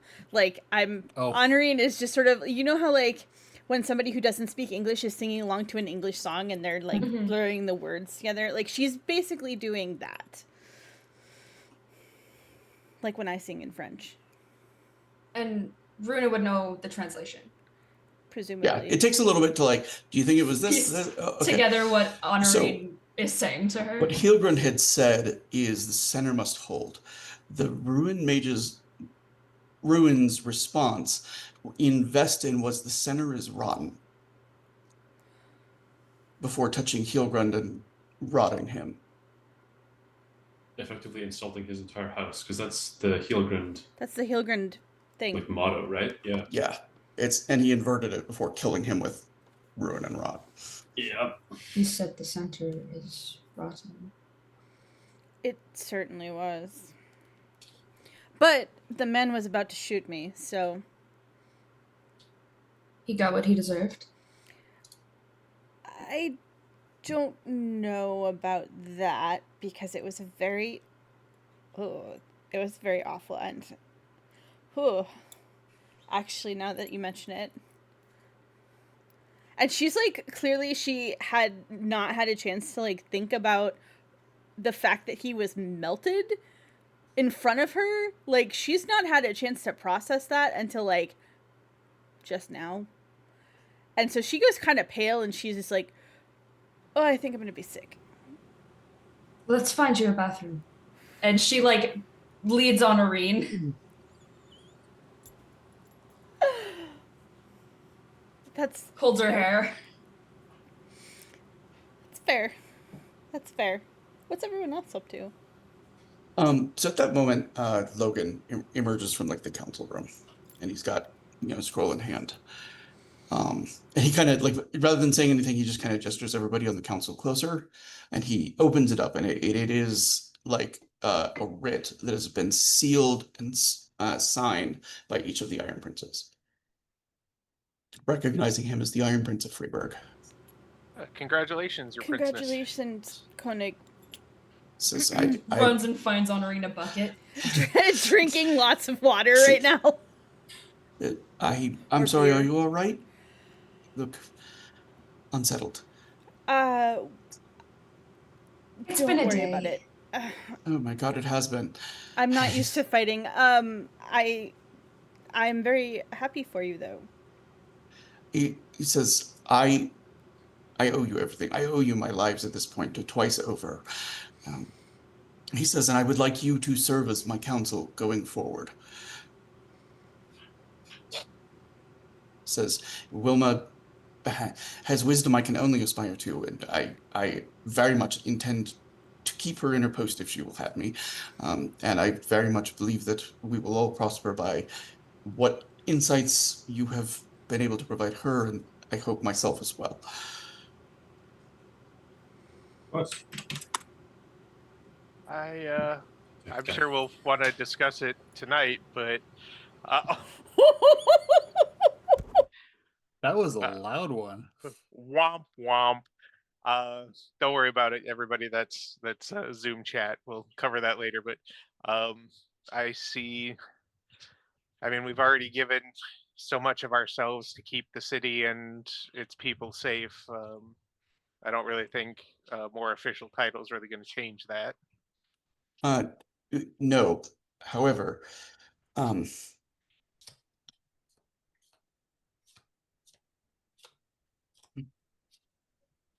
this I can do. He kind of looks, he says, Captain Hans, may I have your sword? Of course. It's heavier than it looks. He kind of like, it's like, I'm going to borrow a broadsword for just a moment. Goes like, there's plenty like nearby. Like one of the guards is just like, here you go. And he says, Master Gav, Master Hans, if you would both come forward and take a knee. Gav does so very gingerly. And Logan, he says, I do not know if I have the authority to land or title anyone from outside of Eisen. He says, but most certainly I do here within Freeburg. He says, so I don't have a script for this. He says, but the both of you, he says, rise as Sir Gav and Sir Hans. He says, I will see that you are given lands appropriate to your title in time. Now get that woman a ring, Gav. Yeah, and Congratulations. he is bestowing the noble advantage on the both of you. You won't have the money yet, but you do have the effective clout of it. You're still going to be like new nobles as far as most established nobles, but like honestly, the Eisen are way less nitpicky about that than Montaigne. They have battlefield commissions happen a lot. Let's just say that. So, he says, and as a matter of personal accord, I consider each of you nobles, whether I have the authority to bestow that upon you or not.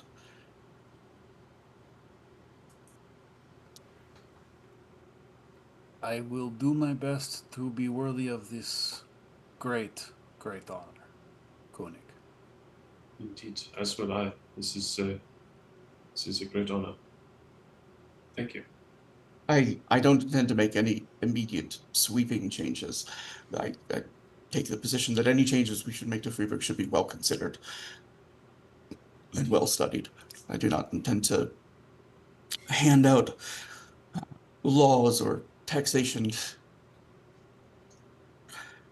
This needs time to rest and recover.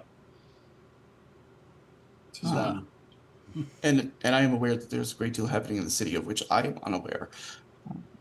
Where will you be taking up your residence, Koenig? Right now, I am.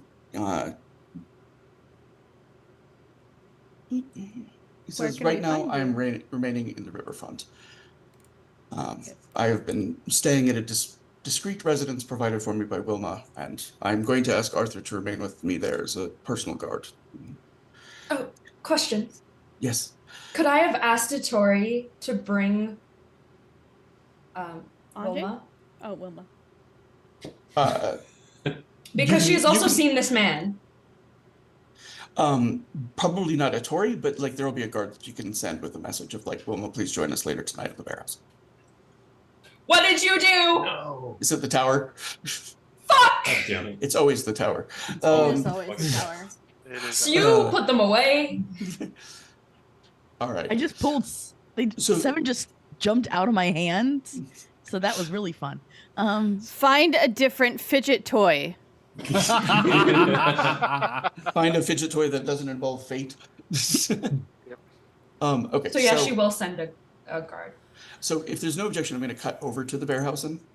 I want to give Len and Rosa a moment to like maybe have a little bit of a discussion that has been put off for maybe a little bit. Have the That's two of fair. them arrive before anybody else. Well, I mean, Len wasn't knighted because apparently he's not cool enough to be a knight. But He's not better or He's not anything. Eisen. He's not Eisen.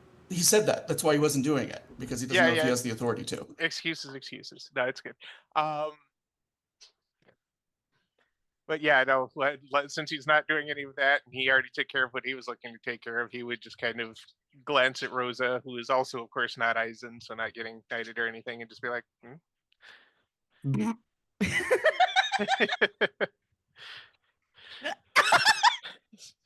That depends on how this discussion goes, I think. Yeah, honestly. This could go really bad. Although Grudge checks it. I mean, anyway. He's yes, totally getting like the side eye as he goes out with Rosa. By the way, like Honorine is definitely like communicating with Rosa. Like, you best roast him for both of us, gal. Like, fucking roast him, sis. She's not going to roast him. She's gonna go bitch about Upman.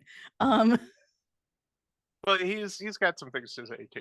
Not like angry things though, but he'll let her as soon as they get there and they're up in the room and such. He's just gonna kind of do the little "you first" gesture. After we've helped him and we've had his back, of course, he gets all upset that I'm trying to make sure he's not a pod person. It's bullshit. It is bullshit.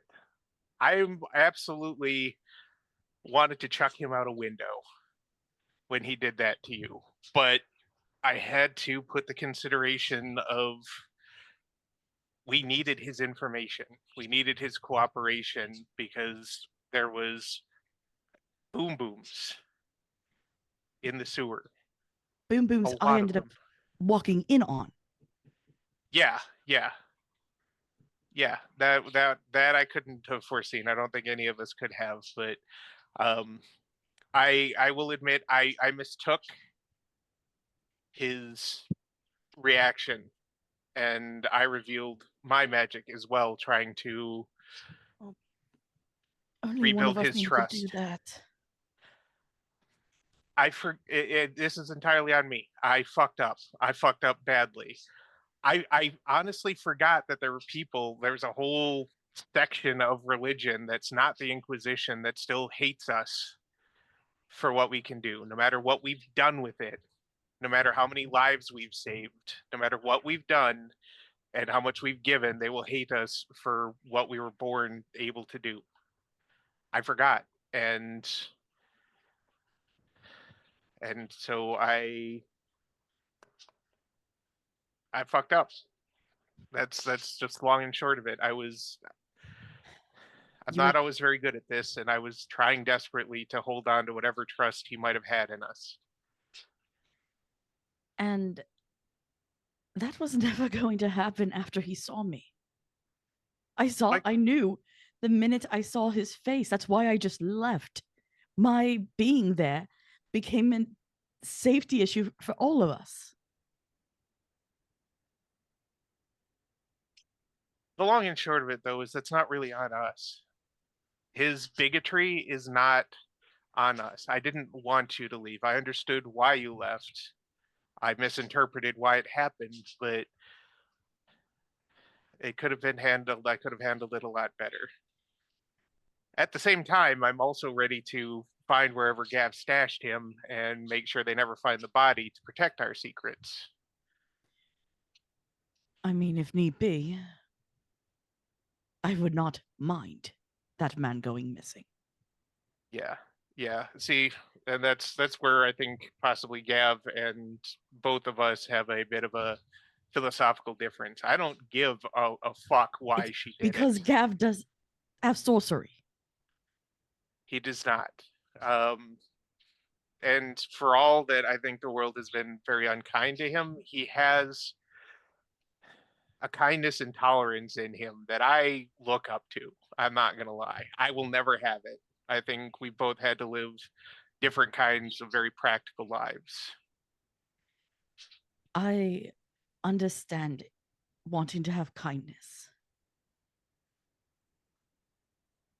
But after what the Inquisition have done to me, to my family, you think I'm going to give a shit when some little man goes off and gets all upset because I try to make sure he's not hurting my friends? No, I don't expect you to give a shit. Like I said, I understand why you did it. I didn't want you to have to go. And honestly, if he raised too much of a fuss, I would have thrown him down the stairs and let both of his hips break. But I wanted to keep him alive in part because for all of that, he provides a very useful service. I was hoping to actually get some of those special coats for the people in our group to help keep us safer. I don't know anybody else who makes better subtle protections than he does. I didn't want him interrogated by somebody outside of our group because he does know our secrets and those need to stay with us, which is why I'm still contemplating killing him. Did anyone else decide to do something stupid? Or was it just you and I? It was just us. We had the stupidity. I don't think anybody else has revealed what they can do, although I'm sure he suspects everybody else in the group, given that two of us have magic.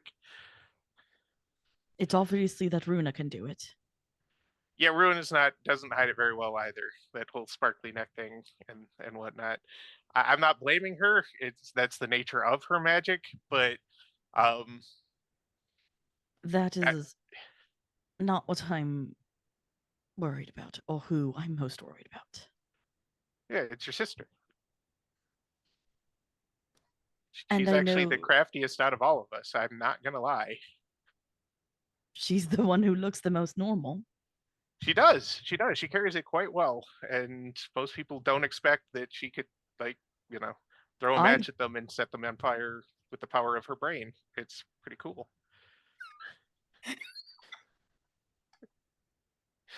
Nobody else is here, and you're not here. Shush. I can hear you through the door. For the sake of making that statement true, I'm going to assume Catherine was dropped off. Yes. Yeah. Yeah, Or- Catherine was probably dropped off with her brother after things. But so Upman probably still needs to die, but maybe we could commute that sentence until he's provided customer service. And Margot absolutely needs to die for all her idealism of, oh, I wanted to free people. A lot of innocent people would have died in that attack. The collateral damage could have spread to houses all around that area. There was so much gunpowder down there. So you lose your idealism when you're willing to sacrifice innocent people for the vision. I agree. They're I have both to kind of put a hand over Glory's camera so we can finish this. She's in the middle of my screen of me Yeah. looking at you again. You can move them. I know, I forgot though to do before session.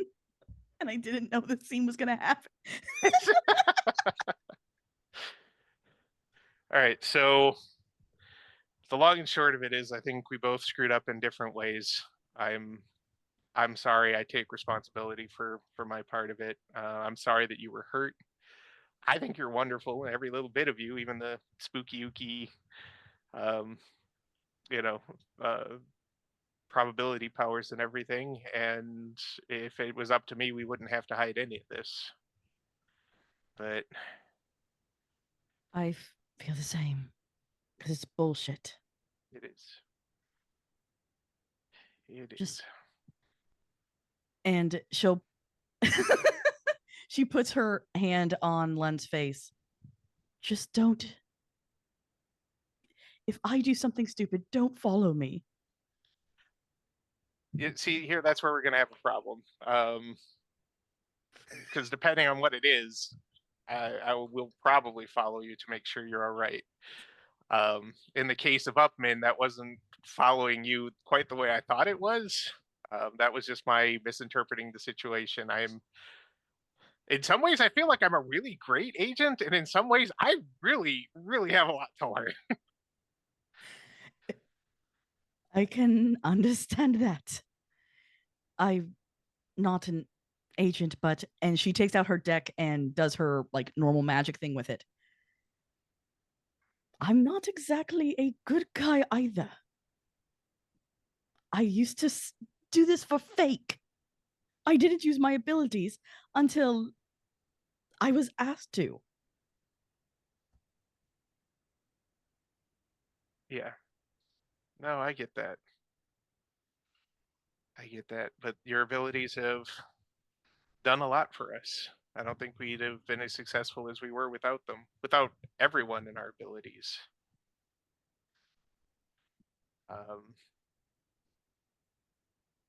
This is possibly not the family we intended, but this is definitely the family we found, and I will do everything in my power to keep it safe. I have not said this openly, but if something were to happen to one of the council members, I don't know if I'd be able to control myself and not burn this city to the ground. Yeah. Yeah, I definitely understand that. I feel the same way, and most especially about you. I'm I just love saying. you, Len. I love you too.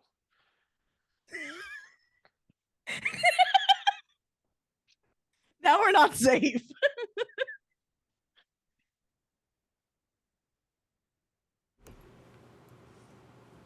I feel like Gav is. So others- I have this are there- Yeah, sudden, I'm like, is sudden everyone premonition that like, Gav is getting a us? little too big for his britches here. So the arrival of Wilma, along with others, is kind of marked below. There's still, there's still aftermath from like the explosion of it, like the market of people that are like recovering here and being a house of healing for the moment.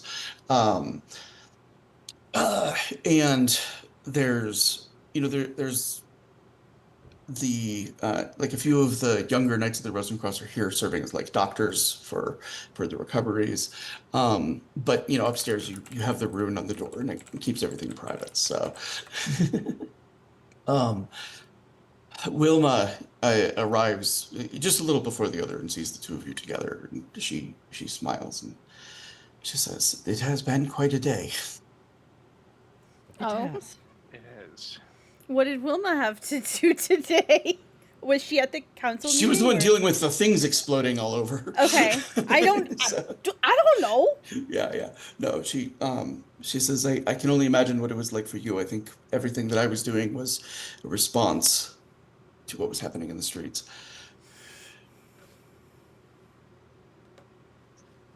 It was chaos today. Hey DM, is there an answer to my letter yet? No, not yet.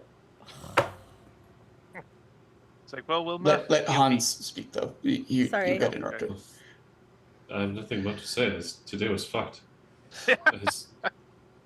If you have something you'd like to tell us, well, I'd gladly take the opportunity to think of anything else for a moment. I understand Heelgrund is dead. Yeah, from what I understand, Extremely. he melted. Runa walks in. That's not our biggest problem. I believe our biggest problem caused it. Or one of our big problems. The men. Is everyone's here? She nods. Um, She kind of closes the door. There's... I've mentioned a ruin mage to pretty much everyone here. The man you saw in the tower, Wilma. I remember him.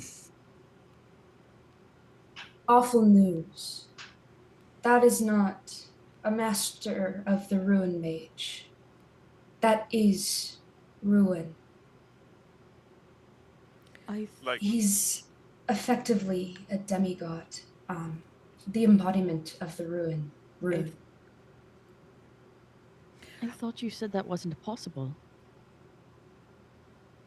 Apparently Well, it his is. cell has rotted. That seems foreseeable.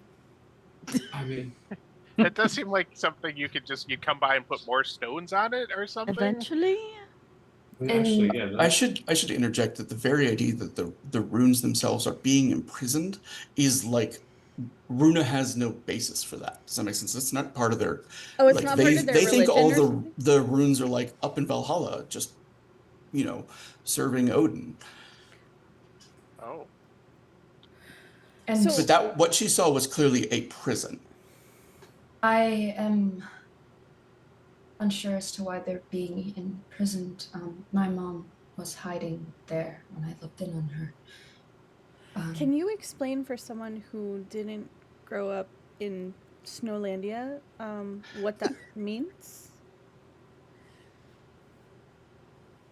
What? What specifically are you asking for clarification on? Yes.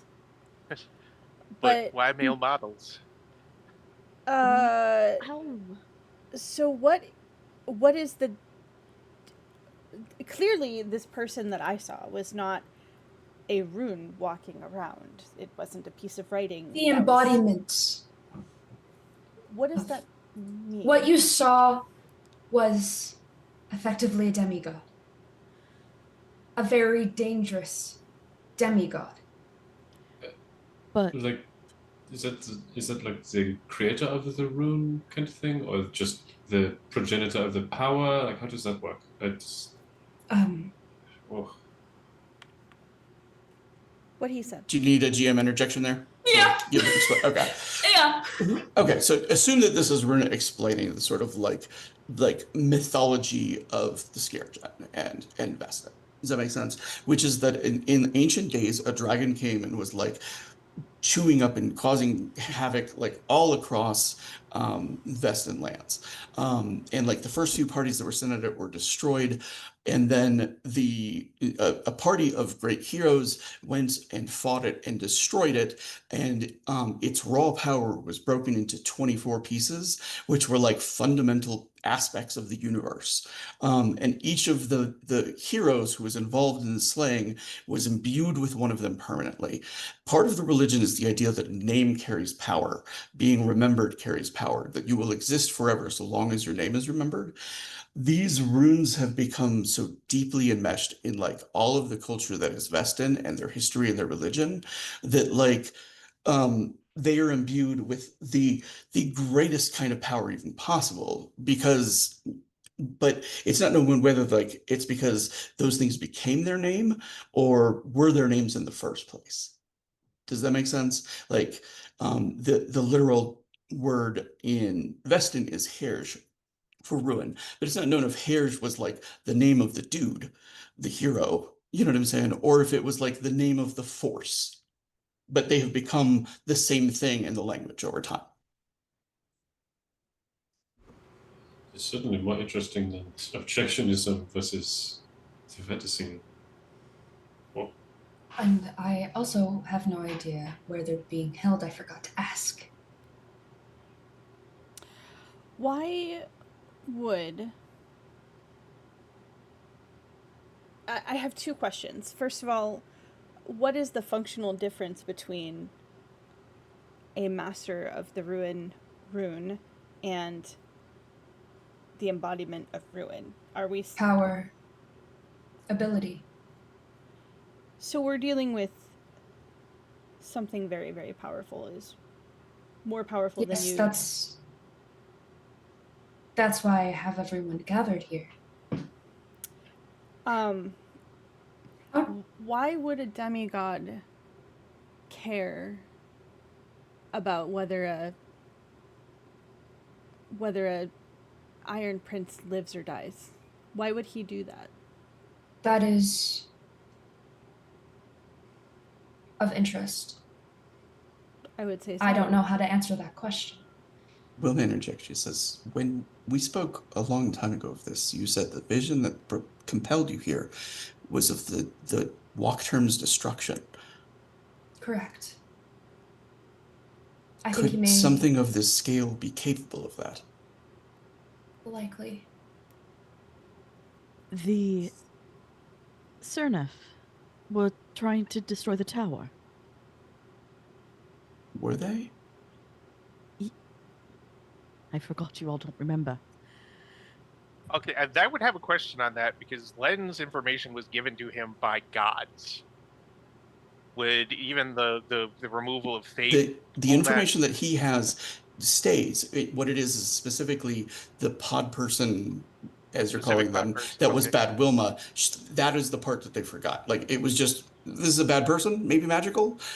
Does that make sense? The specifics that they were. Now, you have since been reminded after the fact by Rosa that like it was Cernith behind it, but like the Yeah. conversations, the visions you've had, etc., you retain all of that.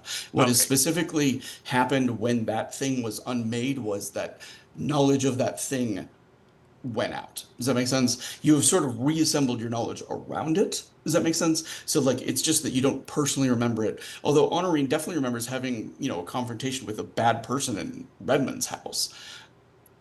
Does that make sense? Yeah. So yeah, we were. I know there's a hole in all of our memories apparently, but what I do remember is um, being told in no uncertain term, well, shown in no uncertain terms that the Wachtturm is a key and a lock itself. If it ceases to be, things that were pushed out of our world, locked out of our world by the gods themselves to protect that world will be able to return. And some of these things could sweep us even now with our advanced weapons, all of our guns and everything. Those things could sweep us from the map and retake the world. This is the same creature that was with Trog before he plunged himself off the tower. Correct? Correct. From what Wilma said. When we were all brought together the first time. Wilma says, it sounds conspiratorial, but there are rumors that someone was in the room with Imperator Reifenstahl the night he took his own life. Someone that he argued with. I have no confirmation of that. What did they argue about? The servants don't know. They heard Reifenstahl shouting. Question becomes, if we're facing something so powerful, why hasn't the rune just gone and wiped out the tower? Right, doesn't itself? it just need to sit on the tower for a while and let it rot? Instead of wanted, melting young men? Perhaps they it deserve is to be more melted. than his power can deal with readily. I mean, the Wachtturm is not exactly made of stone and brick. It is something else entirely, da? Runa, Yes. your ruin rune. If somebody had put that into the brain just totally died. I'm so sorry, y'all. Into the tower, then how long could it take? Or how long could that be there without us even knowing? They have to inscribe it, and thus far the Wachtturm has been like you can't cut it, you can't do damage to it. Like it's almost complete. Like, but that's Runa's understanding of the magic. Like she has to be able to physically make the mark into it, in such a way that like the power courses through it. But like the Wachtturm is, you know, there's been like construction and stuff done in it, but it has been accomplished with like mortar and concrete and stuff like that, not drilling or cutting anything out of it. And she explains that. Well, seems like we should give it a good top to bottom search anyway here soon, just to make sure that, you know, something that powerful might have the way to even lightly inscribe and start the process. Better safe than sorry, I would imagine.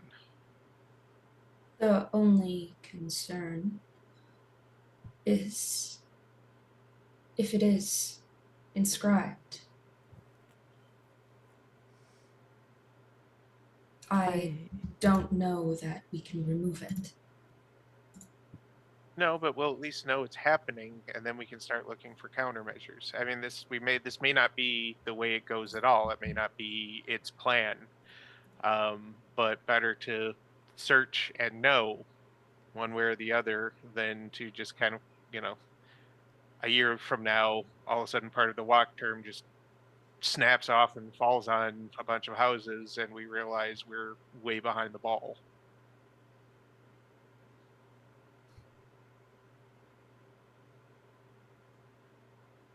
It says, I am no expert in matters of the occult, but I am willing to engage with and try to bring some of them here. I will go to the Explorers Society. I am a member, and I will look into their access to what we know about the Cerneth, and maybe learn something. I can read now. It'll be easy. I should point out that when I visited Konig Hilgrund the night before last night, I suppose it would have been last night, right, DM? Mm-hmm. When I visited him last night, he had quite a lot of knowledge with him about a variety of topics, some of which were the Cerneth. So he is clearly no longer using his library. Maybe we can get our hands on it. I understand that he made many requests of various information and books that were in Freiburg and had an agent here within the city purchasing them frequently. And those purchases were apparently with him in his rooms. Because I saw them last night when I met him. And just then. No other times. And Hans, you know, the fact that like his own ghosts appear to have like fought their way out of the city and left in a rush is definitely unusual. Yeah, why would they even need to fight their way out of the city? They could have just left.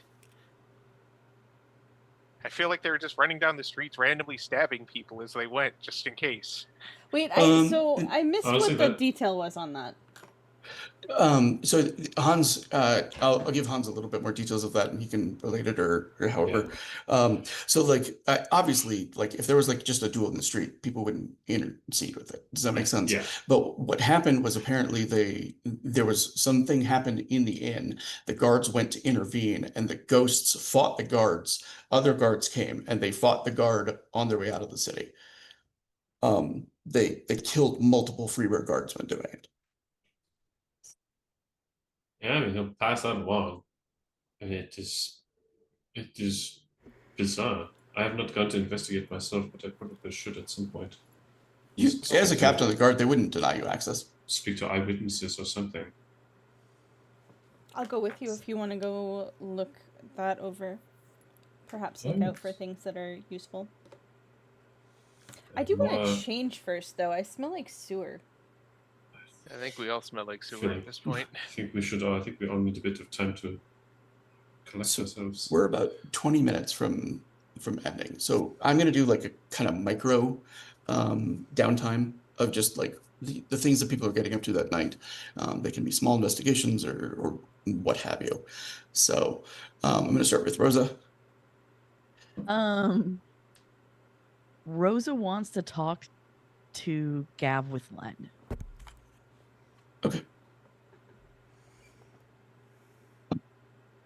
You wanted to see me. Yeah, go ahead.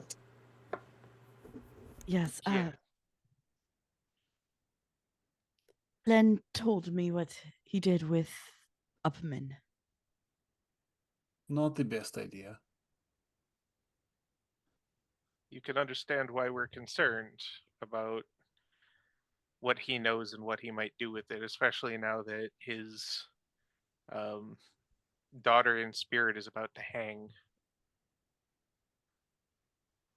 Margot and Herr Upman are both in my custody.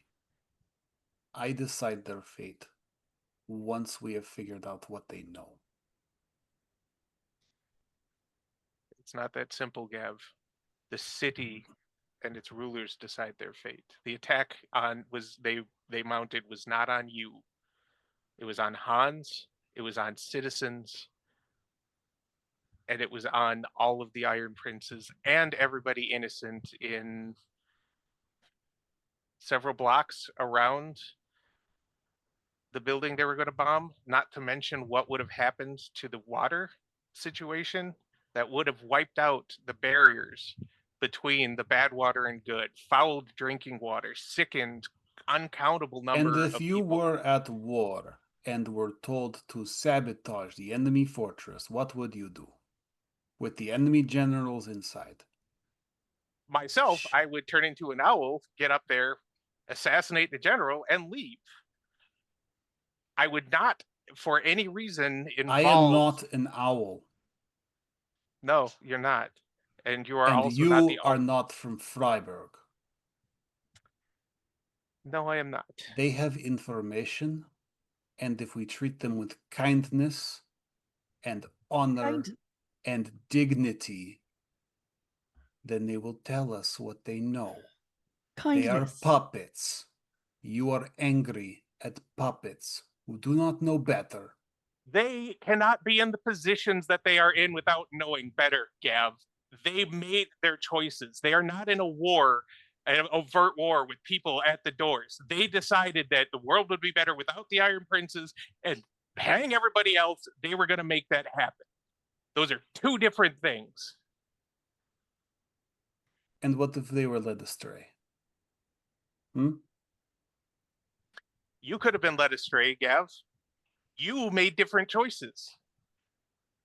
And so we're here now. They had their chance to make choices over and over again. They could have walked away from murder. They believed in their cause. They believe in a better Freiburg. Their motives So do the do not Inquisitors. work. Yeah. The Inquisitors do not care about the city. They care No, about but their they faith. believe in their cause. And she takes off her mask again. They did this to me as a child, Gav, for believing in their cause. So do not tell me that two madmen with explosives should get to live. An old man who is trapped in slumber. And a woman who simply wanted people to be free.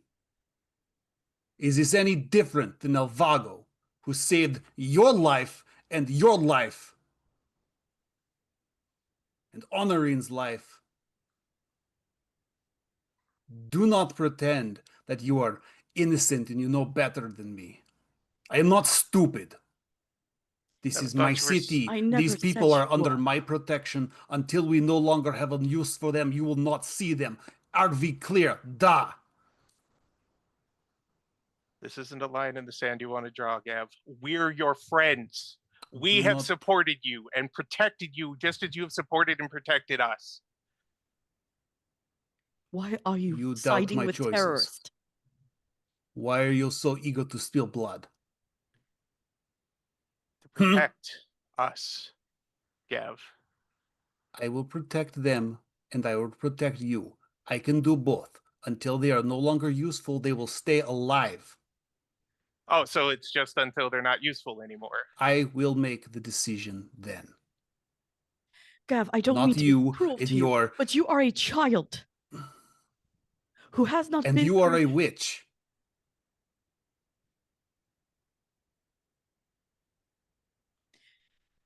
Do you see me complaining? I grew up in this church. I listen to sermons. I do not maybe understand them as best as you. But this is matter of faith. They were scared. Upmin was fucking scared of you. Do not tell me different. I am not a fool. Yeah. They will weren't scared remain- until they knew, Gav. They will remain in my protection, and we will make a decision. We will make a decision. Not you, not you. That's better than you making the decision by yourself, which is what you were making it out to be. If it's a decision of the council, an informed decision of the council, then yes, I will abide by that. I will not allow you to spill the blood of an old man who was led astray. I will not allow you to spill the blood of a woman who thought she was doing what was right and wanted to protect the people who she has watched starve and die and suffer under Iron Princes.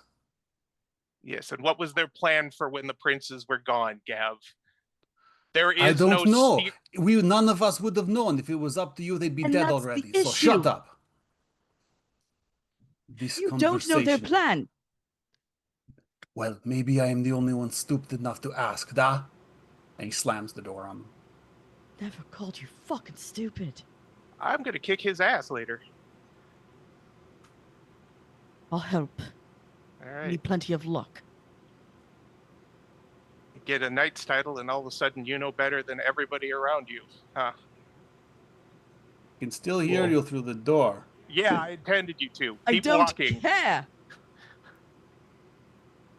So we'll cut over to Hans and Honorine and Runa. What is Hans doing? Is he? Love you, Bison. I'm gonna text you and make sure you're okay. Yeah, we're good. Oh, what is he doing? I have no idea.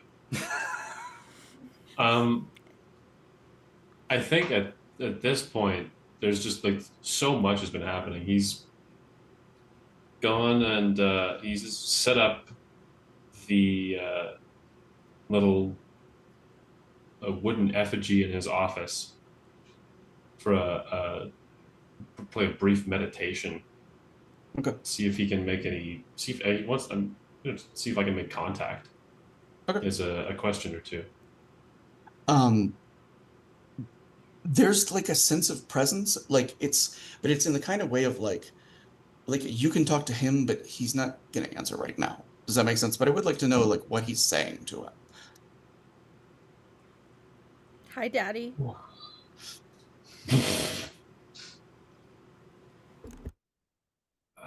Yeah, I imagine you know what is going on. The current state of affairs are still fucked. As is a surprise to no one. But I do not know where to go next. We have many leads on things that many probably lead to dead ends. We have the threat of supernatural invasion and the threat of more terrorist groups popping up just because of all of this. We have a dead Iron Prince. We have a child on the throne of the city. We have chaos.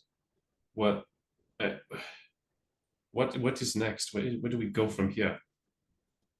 Like this is beyond insanity.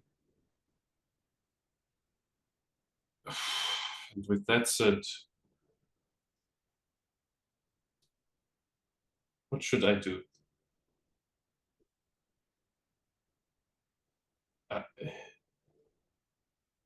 I'm aware of the bargain. I'm aware of my obligation for the time being, but I mean, what waits for me when all this is over?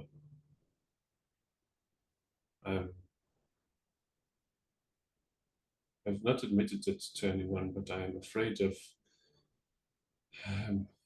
I'm afraid of this concluding. I'm afraid of having no more responsibilities to these people, to this city, to you even.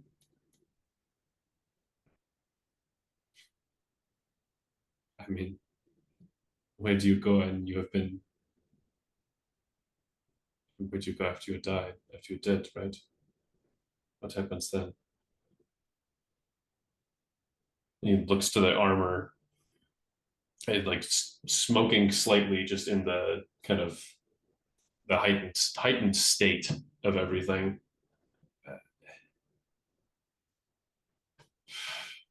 I don't know. I need advice or counsel or something. Something just to guide me. Something to make this gathering in the face of darkness and chaos easier. Something, a boon. I don't know.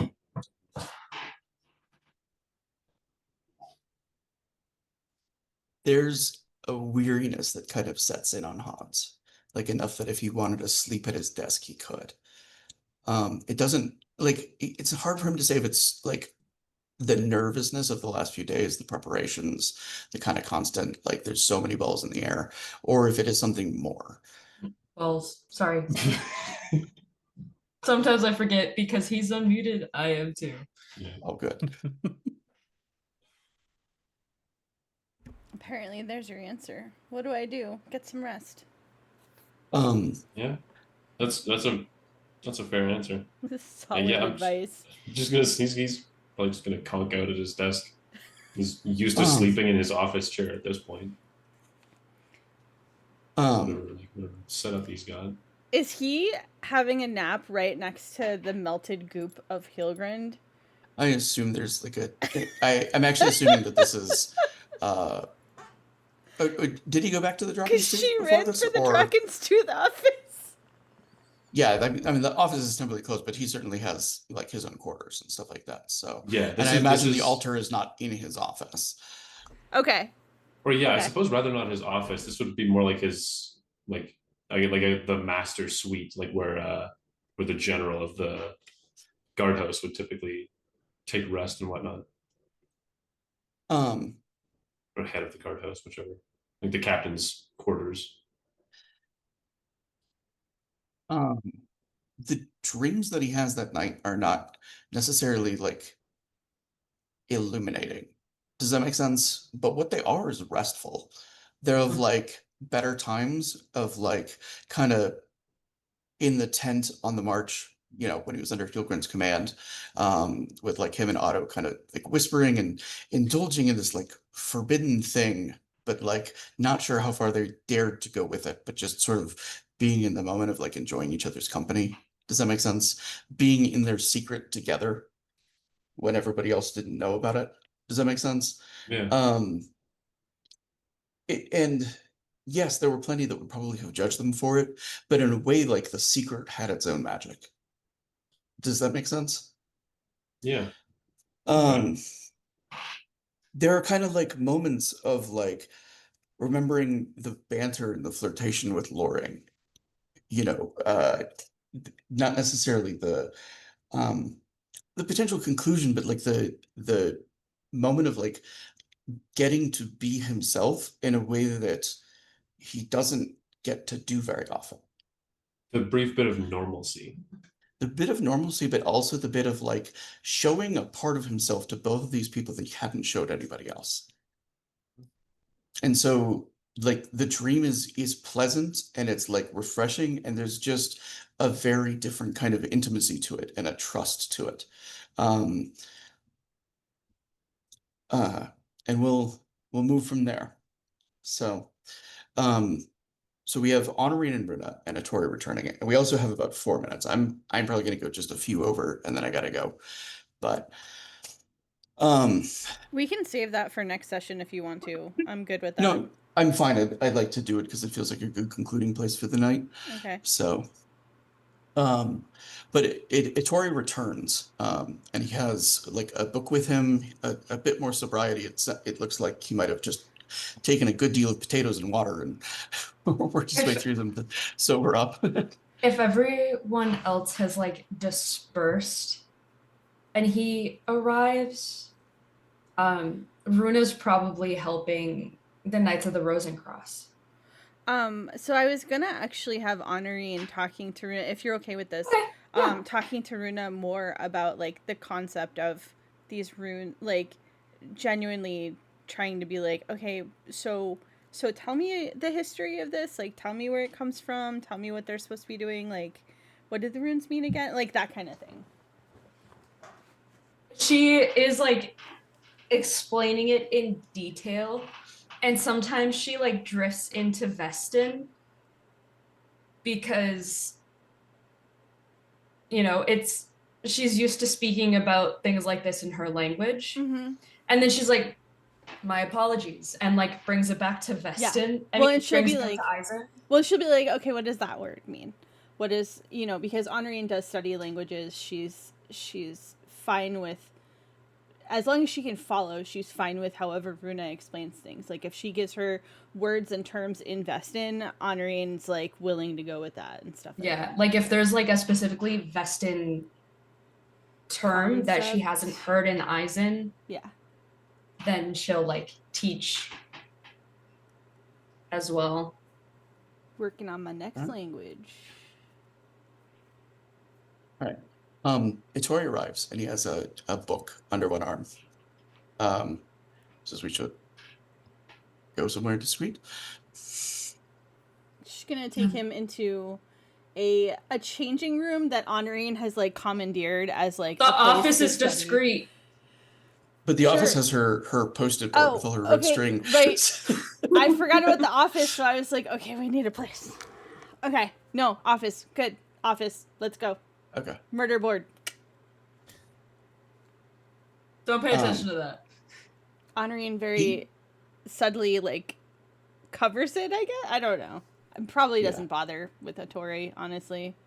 He looks to Runa and he says, some discretion. I've informed Honorine about this, he says, but as far as my own personal history, I am from a line in Vodacce which is much maligned, or perhaps properly maligned.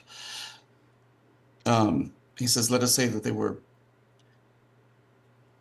once bound to be the rulers of Vodacce, and turned aside from that role. My own family has an expertise and a familiarity with poisons. There are the finest poisons crafted in Vodacce right now were taught to children in my family. He says this is a book, he says, that found its way into our family archives centuries ago. He says it is a collection of potions that is not from Vodacce. He says that hails from Avalon. He says, and not one of the recipes within has anyone in my family ever been able to make. Okay. Why not? For lack of ingredients? He says the ingredients is some sort of special Seelie blood. It says, not Seelie particularly, but a Seelie and a human crossbreed. It is one of the fundamental requirements for making any of the potions within it. And even those with a small amount of sheep blood do not qualify. We got a hold of some. Not me personally. He says, but one of the potions, and he kind of like flips pages. The whole thing's like beautifully decorated. Does that make sense? There's like potions of like pictures of like all of the ingredients and how they would be included and stuff like that, and like very dramatic drawings of like what the actual vial should look like and stuff like that. The potion of honeyed sleep is what is written at the top of it in Avalon. And one of the core requirements of it is honeysuckle, gathered from Innismore on the night of a full moon. That's very specific. All of the ingredients are like that. I don't honestly know if any of it matters. So we're dealing with someone who is Avalonian and can get their hands on blood. This is, or at least has the blood of she. She had a sulky cloak on. She had the what? She had the Selkie cloak. yeah. The That is what I said. I just like, am I wrong?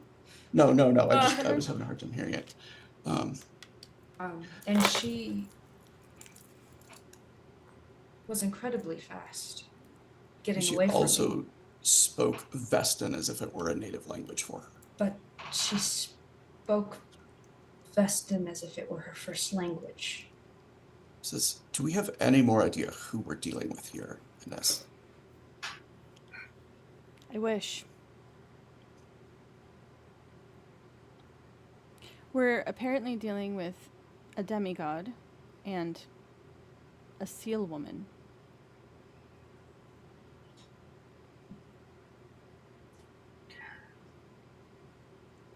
Would it be crazy to think that they might be interconnected? That Right now, it's likely a far shot. I am certain of nothing so much as that many things in Freeburg are happening that are deeply interconnected, sometimes with reasons going back centuries.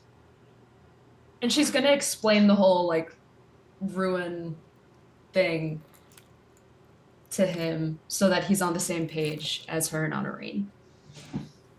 He says, so this, I'm not exceptionally familiar with Vestan folklore, but aren't like half the runes, like, didn't they go mad in the stories? I remember something about one of them that like ate an entire village of people. I don't think you told me that story. You didn't ask. That is true. So he didn't seem particularly insane to me. I mean, he wasn't raving. He's the embodiment of destruction. Ruin. Well, but he seemed like a sane embodiment. Victoria says, I've met a number of people I would describe as mad over the course of my life. He says, and the most terrifying ones were the ones who didn't seem that way. Things are bad.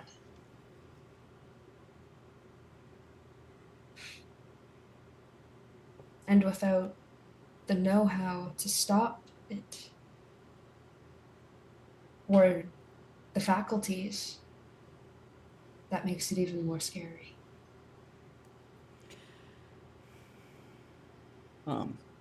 He says there is an antidote to this potion. What is it? It also requires that blood I mentioned. Does it wear off? Does it need an antidote? It keeps someone in a suspended state of sleep for... The potion says centuries. They don't age, they don't hunger. Isn't that the story that Louis Claude told? Something similar to that? He says you're talking about a potion of immortality. Oh, well, I suppose his didn't make him sleep. Never mind. He kind of flips through the book and stops on another page. Oh, well, of course you know. Potion of immortality is at the top of it.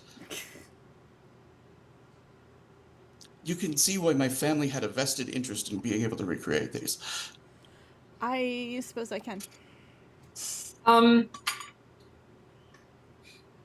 This is all very grand and Out of curiosity, because maybe if I catch her off guard, I'll find out a bit more about this individual. Can I try and look in on the woman in the green cloak? Yes. Oh, cool. Go ahead and make your roll. Yes, chef.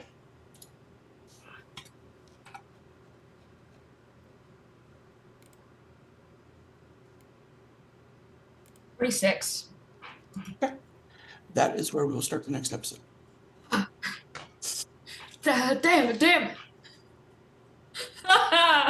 Be Sunday now. Yeah, it's 7 minutes after, and I got to run to the airport imminently. That's So fine. Yeah. I'm just on the edge of my seat.